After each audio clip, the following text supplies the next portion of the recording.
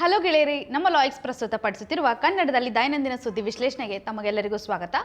ಇವತ್ತು ನಾವು December 18, 2023 Hindu ಪತ್ರಿಕೆಯಲ್ಲಿರುವಂಥ important ಆರ್ಟಿಕಲ್ಸ್ಗಳನ್ನು ನೋಡಲಿದ್ದೇವೆ.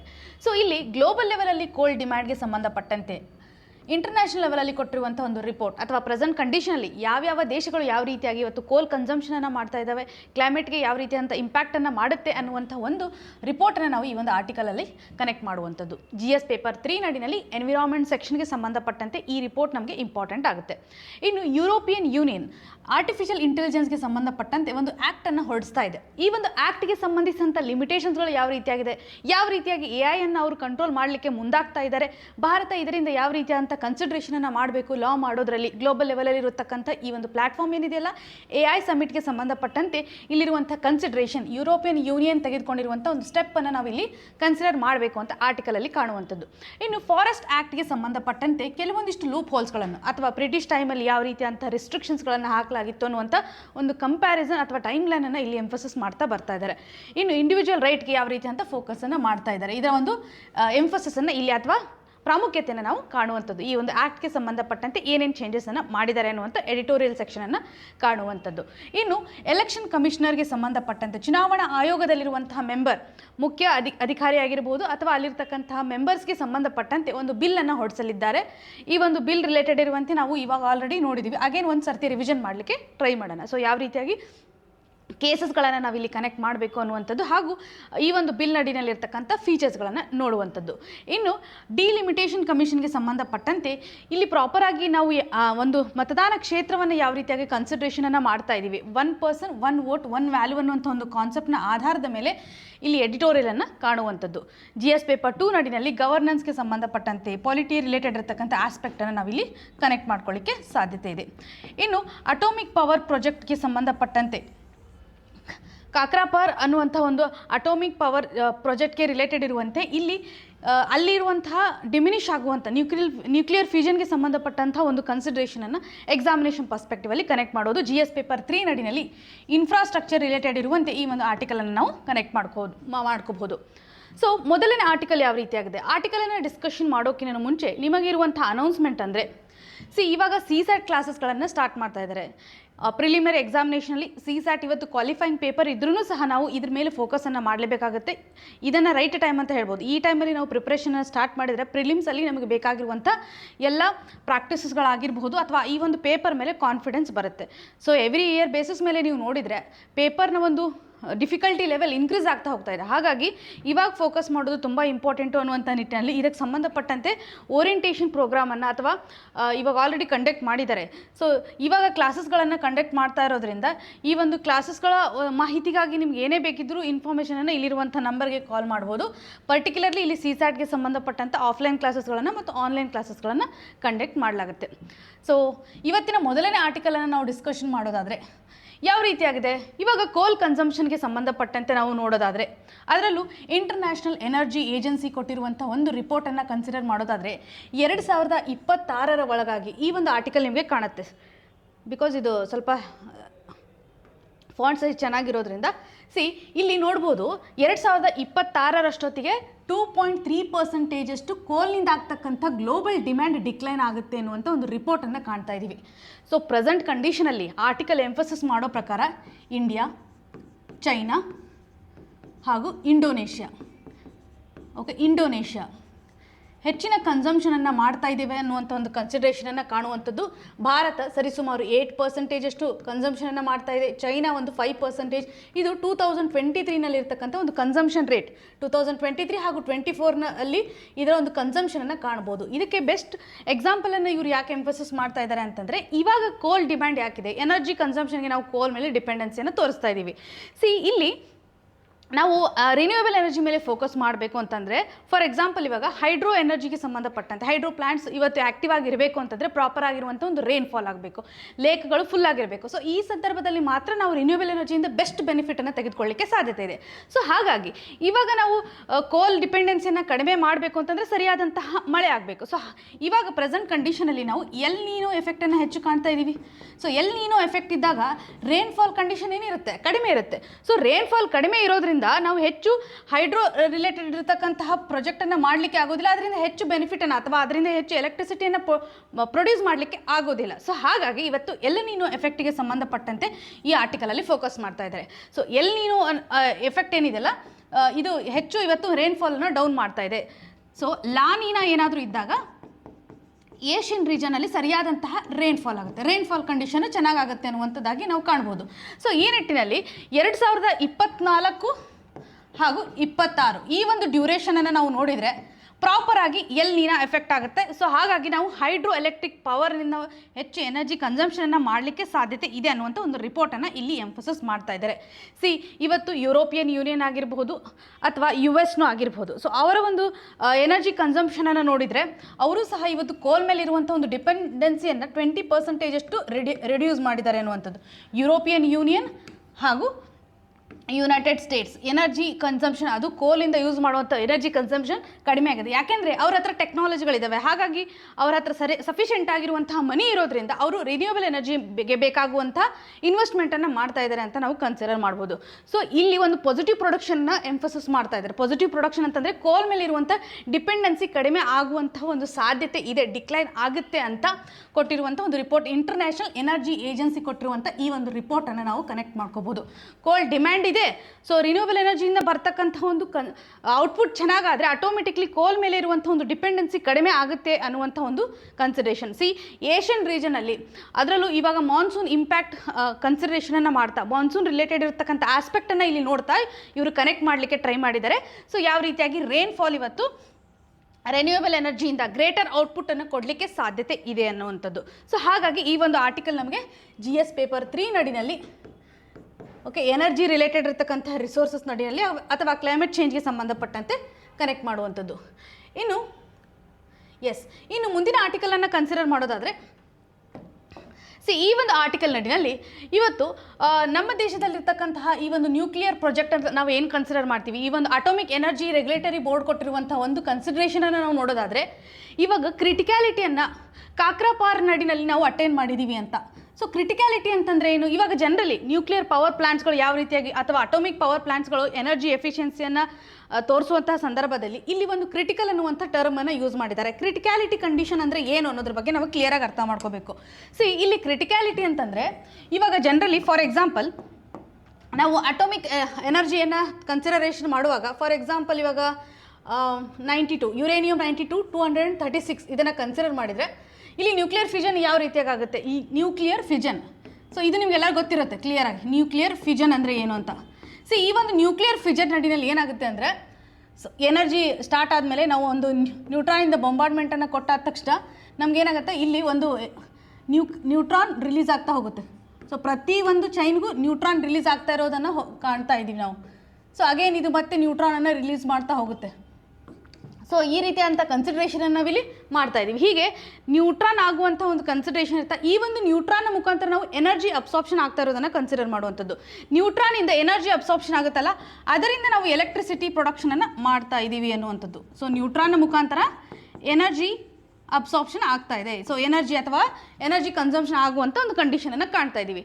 ಸೊ ಇಲ್ಲಿ ಕ್ರಿಟಿಕ್ಯಾಲಿಟಿಗೆ ರೀಚ್ ಆಗಿದೆ ಅಂತಂದರೆ ಈ ನ್ಯೂಟ್ರಾನ್ಸ್ಗಳು ಎಷ್ಟು ಪ್ರೊಡ್ಯೂಸ್ ಆಗಿರುವಂತಹ ನ್ಯೂಟ್ರಾನು ಹಾಗೂ ಅಬ್ಸಾರ್ಬ್ ಆಗ್ತಕ್ಕಂತಹ ನ್ಯೂಟ್ರಾನ್ಗಳ ಸಂಖ್ಯೆ ಸೇಮ್ ಆದಾಗ ಕ್ರಿಟಿಕಲ್ ಕಂಡೀಷನ್ ಅನ್ನುವಂಥದ್ದಾಗಿ ಕಾಣ್ತಾ ಇದ್ದೀವಿ.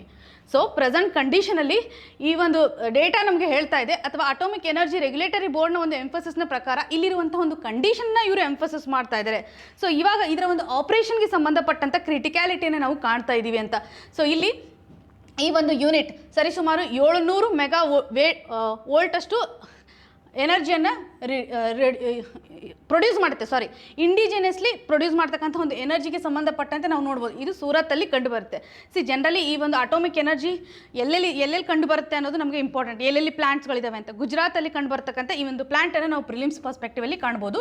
ಸೊ ಇಲ್ಲಿರುವಂಥ ಕ್ರಿಟಿಕ್ಯಾಲಿಟಿ ಅಂತಂದ್ರೇ ಎಷ್ಟು ನ್ಯೂಟ್ರಾನ್ಸ್ ಇವತ್ತು ಪ್ರೊಡ್ಯೂಸ್ ಆಗಿದ್ದಾವೆ ಅಷ್ಟು ನ್ಯೂಟ್ರಾನ್ಸ್ಗಳು ಇವತ್ತು ಅಬ್ಸಾರ್ಬ್ ಆಗ್ತಾ ಇರುವಂಥ ಒಂದು ಕಂಡೀಷನ್. ಸೊ ಹಾಗಾಗಿ ಇದರ ಒಂದು ಎಫಿಷಿಯನ್ಸಿ ಡೌನ್ ಆಗ್ತಾ ಇದೆ. ಸೊ ಇದರ ಒಂದು ಔಟ್ಪುಟ್ ಇವಾಗ ಕಡಿಮೆ ಆಗ್ತಾ ಇದೆ ಅನ್ನುವಂಥ ಅನ್ನುವಂಥ ಒಂದು ಕನ್ಸಿಡರೇಷನನ್ನು ಕಾಣುವಂಥದ್ದು. ಕಂಡೀಷನ್ಗೆ ಸಂಬಂಧಪಟ್ಟಂತೆ ಈ ಒಂದು ಕ್ರಿಟಿಕ್ಯಾಲಿಟಿ ರಿಲೇಟೆಡ್ ಇರುವಂತೆ, ಸೊ ಇದಕ್ಕೆ ರಿಲೇಟೆಡ್ ಇರುವಂಥ ಮತ್ತು ಎಂಪ್ಲಾಯ್ಮೆಂಟ್ ಕಂಡೀಷನ್ಸ್ಗಳಾಗಿರ್ಬೋದು, ಹೇಗೆ ಇಲ್ಲಿ ಪ್ರೆಷರ್ಸ್ಗಳನ್ನು ಯೂಸ್ ಮಾಡ್ತಾ ಇದ್ದಾರೆ ಅನ್ನುವಂಥದ್ದೇ ನಮ್ಗೆ ಇಂಪಾರ್ಟೆಂಟ್ ಆಗಲ್ಲ. ಜನರಲಿ ಕ್ರಿಟಿಕ್ಯಾಲಿಟಿ ಅಂದರೆ ಏನು ಅನ್ನುವಂಥ ಕನ್ಸಿಡರೇಷನ್ ಮಾಡೋದಕ್ಕೋಸ್ಕರ ಈ ಒಂದು ಆರ್ಟಿಕಲ್. ಸೊ ಎಲ್ಲಿ ಕಂಡು ಬರುತ್ತೆ ಅನ್ನೋದು ನಿಮಗೆ ಇಂಪಾರ್ಟೆಂಟ್. ಗುಜರಾತಲ್ಲಿ ಕಂಡು ಬರುತ್ತೆ ಅಂತ ನೀವು ತಿಳಿಸ್ಕೊಂಡ್ರೆ ಸಾಕು. ಇಷ್ಟು ಪಾಯಿಂಟನ್ನು ಅದರಿಂದ ಕನೆಕ್ಟ್ ಮಾಡ್ಕೋಬೋದು. ಇನ್ನು ಮುಂದಿನ ಆರ್ಟಿಕಲ್ ನಡಿನಲ್ಲಿ ಎಲೆಕ್ಷನ್ ಕಮಿಷನ್ಗೆ ಸಂಬಂಧಪಟ್ಟಂತೆ ನಾವು ರೀಸೆಂಟಾಗಿ ನೋಡಿದ್ವಿ, ಚುನಾವಣಾ ಆಯೋಗ ಇವತ್ತು ನಮ್ಮ ದೇಶದಲ್ಲಿ ಚುನಾವಣೆಗಳನ್ನು ಕಂಡಕ್ಟ್ ಮಾಡುತ್ತೆ. ಸೊ ಈ ನಿಟ್ಟಿನಲ್ಲಿ ಚುನಾವಣೆಯನ್ನು ಫೇರ್ ಆಗಿ ಕಂಡಕ್ಟ್ ಮಾಡಬೇಕು ಅನ್ನೋದು ನಮ್ಮ ಪ್ರಜಾಪ್ರಭುತ್ವದ ಒಂದು ಬೇಸಿಕ್ ಪ್ರಿನ್ಸಿಪಲ್.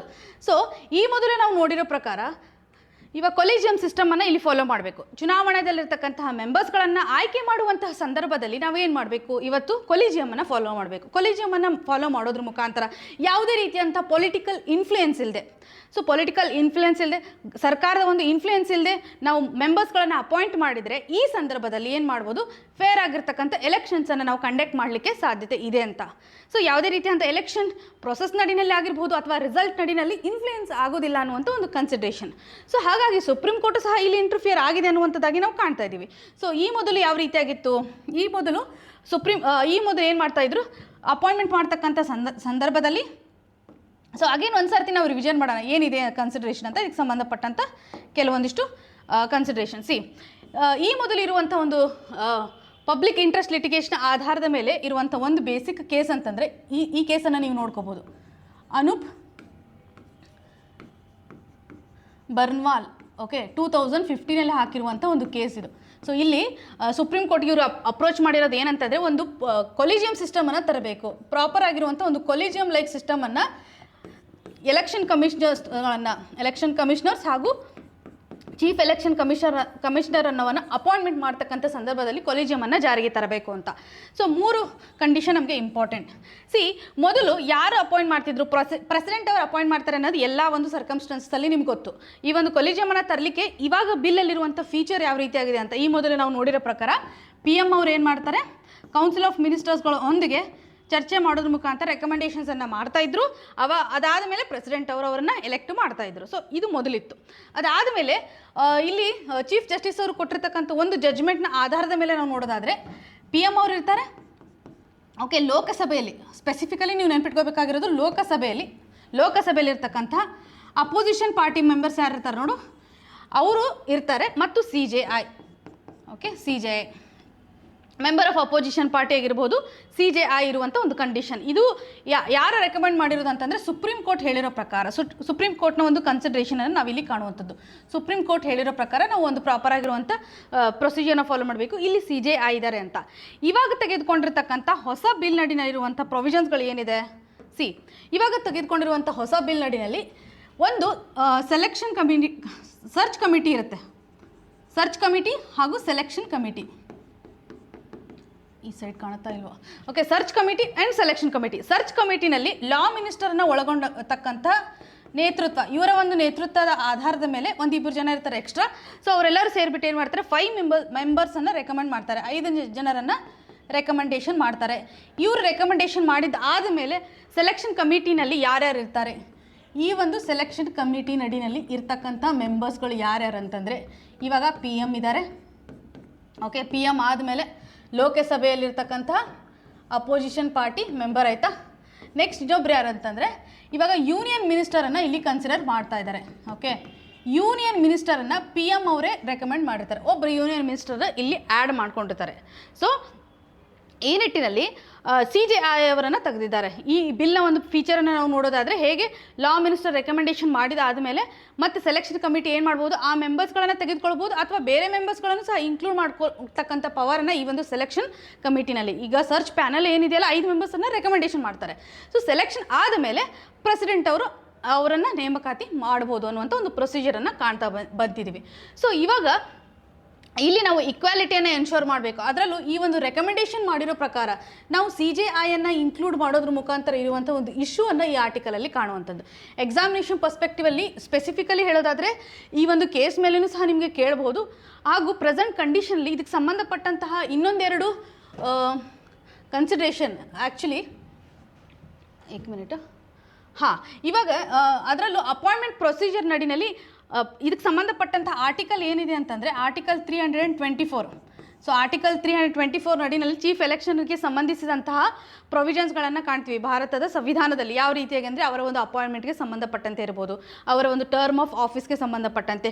ಇನ್ನೊಂದು ಈ ಬಿಲ್ನ ಫೀಚರ್ ಏನಂತಂದರೆ ರೀಸೆಂಟಾಗಿ ನಾವು ನೋಡಿರೋ ಪ್ರಕಾರ ಅವ್ರಿಗೆ ರಿಲೇಟೆಡ್ ಇರುವಂಥ ಎಮೋಲ್ಮೆಂಟ್ ಏನಿದೆಯಲ್ಲ ಅವು ಎಲ್ಲನೂ ಸಹ ಸುಪ್ರೀಂ ಕೋರ್ಟ್ ಜಡ್ಜಸ್ಗೆ ಈಕ್ವಲ್ ಆಗುವಂತೆ ಮಾಡಬೇಕು ಅನ್ನುವಂಥ ಒಂದು ಕನ್ಸಿಡ್ರೇಷನನ್ನು ಹೊಸ ಬಿಲ್ ನಡಿನಲ್ಲಿ ಕಾಣ್ತಾ ಇದ್ದೀವಿ. ಈ ಒಂದು ಬಿಲ್ಗೆ ಸಂಬಂಧಪಟ್ಟಂಥ ಕ್ರಿಟಿಕಲ್ ಆಸ್ಪೆಕ್ಟ್ಸನ್ನು ಇಲ್ಲಿ ಕನ್ಸಿಡರ್ ಮಾಡಿದ್ದಾರೆ. ಒಂದು ಪ್ರಾಪರ್ ಆಗಿರುವಂಥ ಕೊಲಿಜಿಯಂ ಸಿಸ್ಟಮನ್ನು ನಾವು ಇಲ್ಲಿ ತರಲೇಬೇಕು ಅಂತ. ಇವಾಗ CBI ಎಲೆಕ್ಷನ್ ಇರ್ಬೋದು ಅಥವಾ ಲೋಕಪಾಲ ಅವರನ್ನು ಎಲೆಕ್ಟ್ ಮಾಡ್ತಕ್ಕಂಥ ಸಂದರ್ಭದಲ್ಲಿ CBI ರಿಲೇಟೆಡ್ ಇರುವಂಥ ಅಥವಾ ಬ್ಯೂರೋಕ್ರಾಟಿಕ್ ರಿಲೇಟೆಡ್ ಇರತಕ್ಕಂಥ ಇನ್ವೆಸ್ಟಿಗೇಷನ್ ಮೆಂಬರ್ಸ್ಗಳನ್ನು ನಾವು ಹೇಗೆ ಸೆಲೆಕ್ಟ್ ಮಾಡ್ತೀವಲ್ಲ ಅದೇ ರೀತಿಯಂಥ ಒಂದು ಕೊಲಿಜಿಯಂ ಸಿಸ್ಟಮನ್ನು ಇಲ್ಲಿ ತರಬೇಕು ಅನ್ನುವಂಥದ್ದಾಗಿ ಗ್ಲೋಬಲ್ ಲೆವೆಲಲ್ಲಿರುವಂಥ ಬೆಸ್ಟ್ ಪ್ರಾಕ್ಟೀಸಸ್ಗಳನ್ನು ಸಹ ಇಲ್ಲಿ ಎಂಫಸಿಸ್ ಮಾಡೋ ಪ್ರಕಾರ. ಅಂದರೆ ಈ ಆರ್ಟಿಕಲಲ್ಲಿ ಇವಾಗ ಈ ಒಂದು ಎಲೆಕ್ಷನ್ ಕಮಿಷನರ್ ಮೆಂಬರ್ಸ್ಗೆ ಸಂಬಂಧಪಟ್ಟಂತೆ ಇಲ್ಲಿರುವಂಥ ಮೇಜರ್ ಪ್ರಾಕ್ಟೀಸಸ್ ಅಂತಂದರೆ UK ನಡಿನಲ್ಲಿ ಹೌಸ್ ಆಫ್ ಕಾಮನ್ ಇವತ್ತು ಎಲೆಕ್ಷನ್ ಮಾಡುತ್ತೆ ಅನ್ನುವಂಥದ್ದಾಗಲಿ ಕಾಣ್ಬೋದು. US ಸಹ ಇವತ್ತು ಅಪಾಯಿಂಟ್ಮೆಂಟ್ ಮಾಡುವಂಥ ಸಂದರ್ಭದಲ್ಲಿ ಸೆನೆಟ್ ಕನ್ಫರ್ಮೇಷನನ್ನು ಮಾಡಿದ ಮೇಲೆ, ಸದನಗಳು ಕನ್ಫರ್ಮೇಷನ್ ಮಾಡಿದಾದ್ಮೇಲೆ, ಈವನ್ ಇನ್ ಸೌತ್ ಆಫ್ರಿಕಾದಲ್ಲಿಯೂ ಸಹ ಬೆಸ್ಟ್ ಪ್ರಾಕ್ಟೀಸಸ್ ಅಂತಂದರೆ ಇಲ್ಲಿರುವಂಥ ಹ್ಯೂಮನ್ ರೈಟ್ಸ್ ಕೋರ್ಟ್ ಆಗಿರ್ಬೋದು, ಜೆಂಡರ್ ಈಕ್ವಾಲಿಟಿ ಮೆಂಬರ್ಸ್ಗಳೇನಿರ್ತಾರಲ್ಲ ಅವರ ಒಂದು ರೆಕಮೆಂಡೇಷನ್ನ ಆಧಾರದ ಮೇಲೆ ಪ್ರೆಸಿಡೆಂಟ್ ಅವರು ನೇಮಕಾತಿಯನ್ನು ಮಾಡ್ತಾರೆ. ಸೊ ಇಲ್ಲಿ ಒಂದು ಟ್ರಾನ್ಸ್ಪರೆನ್ಸಿಯನ್ನು ಎನ್ಶೋರ್ ಮಾಡಲಿಕ್ಕೆ ಮುಂದಾಗಿರುವಂಥ ಗ್ಲೋಬಲ್ ಲೆವೆಲಲ್ಲಿರುವಂಥ ಒಂದು ಪ್ರಾಕ್ಟೀಸಸನ್ನು ನಾವು ಕಾಣುವಂಥದ್ದು. ಸೊ ಹಾಗಾಗಿ ಪ್ರೆಸೆಂಟ್ ಕಂಡೀಷನಲ್ಲಿ ಅದರಲ್ಲೂ ಪ್ರಿಲಿಮ್ಸ್ ಪರ್ಸ್ಪೆಕ್ಟಿವಲ್ಲಿ ಮತ್ತು ಮೇನ್ಸ್ ಪರ್ಸ್ಪೆಕ್ಟಿವಲ್ಲಿ ಬೇಕಾಗಿರುವಂಥ ಈ ಒಂದು ಆರ್ಟಿಕಲ್ ನಮಗೆ ಇಂಪಾರ್ಟೆಂಟ್ ಆಗುತ್ತೆ. ಇದರ ಒಂದು ಕ್ವಶನ್ ಫಸ್ಟ್ ಟೈಮ್ ರೈಸ್ ಆಗಿದ್ದು 1990ನಲ್ಲಿ ದಿನೇಶ್ ಗೋಸ್ವಾಮಿ ಕಮಿಟಿಯ ಆಧಾರದ ಮೇಲೆ, ಹಾಗೂ ಲಾ ಕಮಿಷನ್ನು ಸಹ 255ನೇ ಲಾ ಕಮಿಷನ್ನು ಸಹ 2015ರಲ್ಲಿ ಈ ಒಂದು ಎಲೆಕ್ಟೋರಲ್ ರಿಫಾರ್ಮ್ಸ್ಗೆ ಸಂಬಂಧಪಟ್ಟಂತೆ ಒಂದು ರೆಕಮೆಂಡೇಷನ್ಸನ್ನು ಮಾಡಿದೆ ಅನ್ನುವಂಥದ್ದಾಗಿ ಕನ್ಸಿಡರ್ ಮಾಡ್ಬೋದು. ಇಲ್ಲಿ CJIಯನ್ನು ಇನ್ಕ್ಲೂಡ್ ಮಾಡಲಿಕ್ಕೆ ಸಪೋರ್ಟ್ ಮಾಡಿರುವಂಥ ಒಂದು ಕಂಡೀಷನ್. ಇಷ್ಟು ಪಾಯಿಂಟನ್ನು ಈ ಒಂದು ಆರ್ಟಿಕಲ್ಗೆ ಸಂಬಂಧಪಟ್ಟಂತೆ ನಾವು ರೀಕಾಲ್ ಮಾಡ್ಕೊಂಡ್ರೆ ನಮಗೆ ಎಕ್ಸಾಮಿನೇಷನ್ ಪರ್ಸ್ಪೆಕ್ಟಿವಲ್ಲಿ ಸಹಕಾರಿಯಾಗುತ್ತೆ.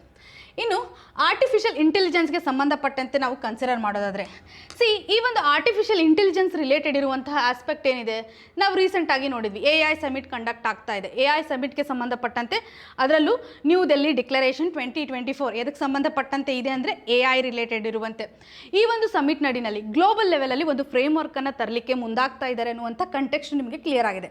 ಸೊ ಈಗ AIಗೆ ಸಂಬಂಧಪಟ್ಟಂತೆ ಯುರೋಪಿಯನ್ ಯೂನಿಯನ್ ಅಲ್ಲಿರ್ತಕ್ಕಂಥ ಪ್ರಾಕ್ಟೀಸಸ್ಗಳು ಏನಿದೆ ಅನ್ನೋದ್ರ ಬಗ್ಗೆ ನಾವಿಲ್ಲಿ ಕನ್ಸಿಡರ್ ಮಾಡುವಂಥದ್ದು. ಸೊ ಇವಾಗ AI ಟೆಕ್ನಾಲಜಿ ಮುಖಾಂತರ ಡೀಪ್ ಫೇಕ್ ರಿಲೇಟೆಡ್ ಇರುವಂಥ ಇಶ್ಯೂಸ್ಗಳನ್ನು ನಾವು ಕಾಣ್ತಾ ಇದ್ದೀವಿ.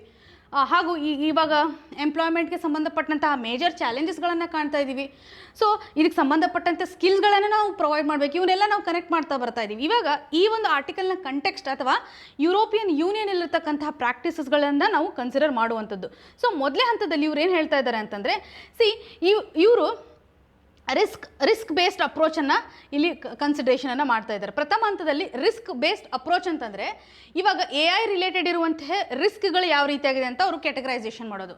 ಸೊ ಫಸ್ಟ್ ಪ್ರಾಕ್ಟೀಸಸ್ ಏನಂತಂದರೆ ರಿಸ್ಕ್ ಬೇಸ್ಡ್ ಅಪ್ರೋಚನ್ನು ಇವರು ತರಲಿಕ್ಕೆ ಟ್ರೈ ಮಾಡ್ತಾ ಇದ್ದಾರೆ. ಓಕೆ, ರಿಸ್ಕ್ ಬೇಸ್ಡ್ ಅಪ್ರೋಚ್ ನಡಿನಲ್ಲಿ ಇವಾಗ ಕ್ಯಾಟಗರೈಸೇಷನ್ ಮಾಡೋದು. ಒಂದು AI ಟೂಲ್ನಿಂದ ರಿಸ್ಕ್ ಯಾವ ರೀತಿಯಾಗಿದೆ, ಲೋ ಲೆವೆಲ್ ಇದೆನಾ, ಮಾಡ್ರೇಟ್ ಲೆವೆಲ್ ಇದೆನಾ ಅಥವಾ ಹೈ ಲೆವೆಲ್ ಇದೆನಾ, ಈ ರೀತಿಯಂಥ 3 ಕ್ಯಾಟಗರೈಸೇಷನನ್ನು ಮಾಡುವಂಥದ್ದು. ಸೊ ಇದರ ಆಧಾರದ ಮೇಲೆ ನಾವು ರೆಗ್ಯುಲೇಷನನ್ನು ತರುವಂಥದ್ದು. ಹಾಗೂ ಕೆಲವೊಂದು ಕಂಡೀಷನ್ಸ್ಗಳಲ್ಲಿ ಫಾರ್ ಎಕ್ಸಾಂಪಲ್ ಇವಾಗ ಸರ್ಕಾರಕ್ಕೆ ಸಂಬಂಧಿಸಿದಂಥ ಇನ್ಫಾರ್ಮೇಷನ್ಸ್ಗಳಿರುತ್ತೆ, ಸರ್ಕಾರ ರಿಲೇಟೆಡ್ ಇರತಕ್ಕಂಥ ಡಾಕ್ಯುಮೆಂಟೇಷನ್ಸ್ಗಳಿರುತ್ತೆ. ಸೊ ಅವುಗಳನ್ನು ಇವ್ರು ಏನು ಮಾಡಿದ್ದಾರೆ, ಅನ್ಎಕ್ಸೆಪ್ಟೇಬಲ್ ಅನ್ನುವಂಥ ಒಂದು ಕನ್ಸಿಡ್ರೇಷನನ್ನು ಮಾಡಿದ್ದಾರೆ. ಸೊ ಅಲ್ಲಿ ಯಾವುದೇ ರೀತಿಯಾದಂಥ ಟೂಲ್ಸ್ಗಳನ್ನು ಬಳಕೆ ಮಾಡಲಿಕ್ಕೆ ಅನ್ಎಕ್ಸೆಪ್ಟೇಬಲ್ ಅನ್ನುವಂಥ ಒಂದು ಕಂಡೀಷನ್ಸನ್ನು ಇವರು ಎಂಫಸಿಸ್ ಮಾಡ್ತಾ ಇದ್ದಾರೆ. ರೇಂಜ್ನ ಆಧಾರದ ಮೇಲೆ ರಿಸ್ಕ್ ಬೇಸ್ಡ್ ಅಪ್ರೋಚನ್ನು ನಾವು ಕನ್ಸಿಡರೇಷನ್ ಮಾಡಬೇಕು ಅನ್ನೋಂಥ ಒಂದು ಆಬ್ಜೆಕ್ಟಿವನ್ನು ನಾವು ಈ ಒಂದು ಯುರೋಪಿಯನ್ ಯೂನಿಯನ್ ಹೊಂದಿರುವಂಥ ಕಾಣುವಂಥದ್ದು. ಹಾಗೂ ಡಾಕ್ಯುಮೆಂಟೇಷನನ್ನು ಪ್ರಾಪರ್ ಆಗಿ ಮಾಡಬೇಕು. ಓಕೆ, ಡಾಕ್ಯುಮೆಂಟೇಷನ್ಸ್ ಅಂದರೆ ಈಗ ಆರ್ಟಿಫಿಷಿಯಲ್ ಇಂಟೆಲಿಜೆನ್ಸ್ ಟೂಲಿಂದಾಗಿ ಏನು ಇಂಪ್ಯಾಕ್ಟ್ ಇದೆ, ಇದು ಯಾವ ರೀತಿಯಾಗಿ ವರ್ಕ್ ಆಗುತ್ತೆ. ಸೊ ಏನಾದರೂ ಮಾನಿಟರಿಂಗ್ ಮಾಡುವಂಥ ಸಂದರ್ಭದಲ್ಲಿ ಪ್ರಾಪರ್ ಆಗಿರುವಂಥ ಒಂದು ಡಾಕ್ಯುಮೆಂಟೇಷನ್ಸನ್ನು ಇವರು ಮಾಡಬೇಕು ಅನ್ನುವಂಥ ಒಂದು ಕನ್ಸಿಡ್ರೇಷನ್. ಸೊ ರಿಕಗ್ನೈಸೇಷನ್ ಮಾಡಬೇಕು. ಸೊ ಇವಾಗ ಅದು ಎಷ್ಟರ ಮಟ್ಟಿಗೆ ಸೋಷಿಯಲ್ ಕ್ರೆಡಿಟನ್ನು ಪ್ರೊವೈಡ್ ಮಾಡ್ತಾ ಇದೆ ಅಥವಾ ಸೋಷಿಯಲಿ ಅದು ಬೆನಿಫಿಟನ್ನು ಪ್ರೊವೈಡ್ ಮಾಡ್ತಾ ಇದೆ ಅನ್ನುವಂಥ ಒಂದು ಪ್ರಾಪರ್ ಡಾಕ್ಯುಮೆಂಟೇಷನ್ಸನ್ನು ಮಾಡಬೇಕು. ಸೊ ಈ ಒಂದು ರಿಸ್ಕ್ ಬೇಸ್ಡ್ ಅಪ್ರೋಚ್ನ ಆಧಾರದ ಮೇಲೆ ಇವರು ಡೆವಲಪ್ಮೆಂಟನ್ನು ಮಾಡ್ತಾ ಇದ್ದಾರೆ ಅನ್ನುವಂಥದ್ದಾಗಿ ಕನ್ಸಿಡರ್ ಮಾಡ್ತಾ ಇದ್ದೀವಿ. ಸೊ ಹೇಗೆ ರೆಗ್ಯುಲೇಷನ್ಸನ್ನು ಇದು ಮಾಡ್ತಾ ಇದೆ, ಆದರೆ ಇದಕ್ಕೆ ಸಂಬಂಧಪಟ್ಟಂಥ ಲಿಮಿಟೇಷನ್ಸ್ಗಳನ್ನು ನಾವು ಕನ್ಸಿಡರ್ ಮಾಡೋದಾದರೆ ಈ ಒಂದು ಫ್ರೇಮ್ವರ್ಕನ್ನು ಜಾರಿಗೇನೋ ತಂದಿದ್ದಾರೆ, ಕೆಲವೊಂದಿಷ್ಟು ಲಿಮಿಟೇಷನ್ಸ್ಗಳಿರುತ್ತಲ್ಲ. ನಾವು ರಿಸ್ಕ್ ಬೇಸ್ಡ್ ಅಪ್ರೋಚನ್ನು ಮಾಡ್ತಾ ಇದ್ದೀವಿ. ಈ ಒಂದು ರಿಸ್ಕನ್ನು ಹೇಗೆ ಕ್ಯಾಟಗರೈಸೇಷನ್ ಮಾಡ್ತೀವಿ, how you decide how you decide based on the risk ಅನ್ನುವಂಥ ಒಂದು ಕನ್ಸಿಡರೇಷನ್ ಆಗ್ಬೋದು. ಹೇಗೆ ಡಿಸೈಡ್ ಮಾಡ್ತೀರಾ, ಯಾವ ರೀತಿ ಅಂತ ಕೆಟಗರೈಸೇಷನ್ ಮಾಡಬೇಕು, ಏನು ಲೆಜಿಸ್ಲೇಷನನ್ನು ತರಬೇಕು. ಇವಾಗ ಸಮ್ಟೈಮ್ಸ್ ಏನಾಗುತ್ತೆ, ಆರ್ಟಿಫಿಷಿಯಲ್ ಇಂಟೆಲಿಜೆನ್ಸ್ ಟೂಲಿಂದ ಹೆಲ್ತ್ ಸೆಕ್ಟರ್ ಮೇಲೆ ಸಾಕಷ್ಟು ಬೆನಿಫಿಟ್ ಆಗ್ತಾ ಇರುವಂಥ ಚಾನ್ಸಸ್ ಇರುತ್ತೆ. ಸೊ ಆ ಒಂದು ಸಂದರ್ಭದಲ್ಲಿ ಸರ್ಟನ್ ಟೈಮ್ ಅದೇ ಒಂದು ಟೂಲ್ನ ಮುಖಾಂತರ ಬೇರೆ ಒಂದು ಸೆಕ್ಟರ್ ಮೇಲೆ ಇಂಪ್ಯಾಕ್ಟ್ ಆಗುವಂಥ ಸಾಧ್ಯತೆ ಇರುತ್ತೆ.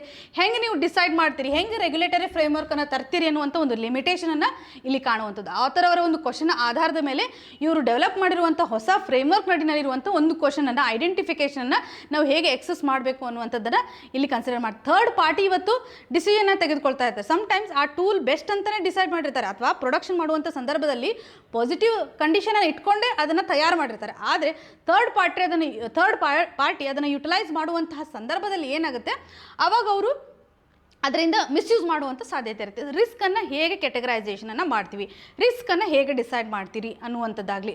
So how to decide, how you decide ಅನ್ನುವಂಥ ಒಂದು ಕನ್ಸಿಡರೇಷನನ್ನು ಕಾಣುವಂಥದ್ದು. ಇನ್ನು ಸೆಕೆಂಡ್ ಕನ್ಸಿಡರೇಷನ್ ಏನಂತಂದರೆ, ಇವಾಗ ಆರ್ಟಿಫಿಷಿಯಲ್ ಇಂಟೆಲಿಜೆನ್ಸ್ಗೆ ಸಂಬಂಧಪಟ್ಟಂಥ ಇನ್ನೊಂದು ಸ್ಟ್ರಿಕ್ಟ್ ರೂಲನ್ನು ತರೋದ್ರ ಮುಖಾಂತರ, ಇವಾಗ ಸ್ಟ್ರಿಕ್ಟ್ ರೂಲನ್ನು ತರೋದ್ರ ಮುಖಾಂತರ ಏನಾಗುತ್ತೆ, ಬಿಸ್ನೆಸ್ ಮೇಲೆ ಇಂಪ್ಯಾಕ್ಟ್ ಆಗುತ್ತೆ, ಹೌದಲ್ಲ. ಬಿಸ್ನೆಸ್ ಮೇಲೆ ಇಂಪ್ಯಾಕ್ಟ್ ಆಗೋದನ್ನು ಕಾಣುವಂಥದ್ದು.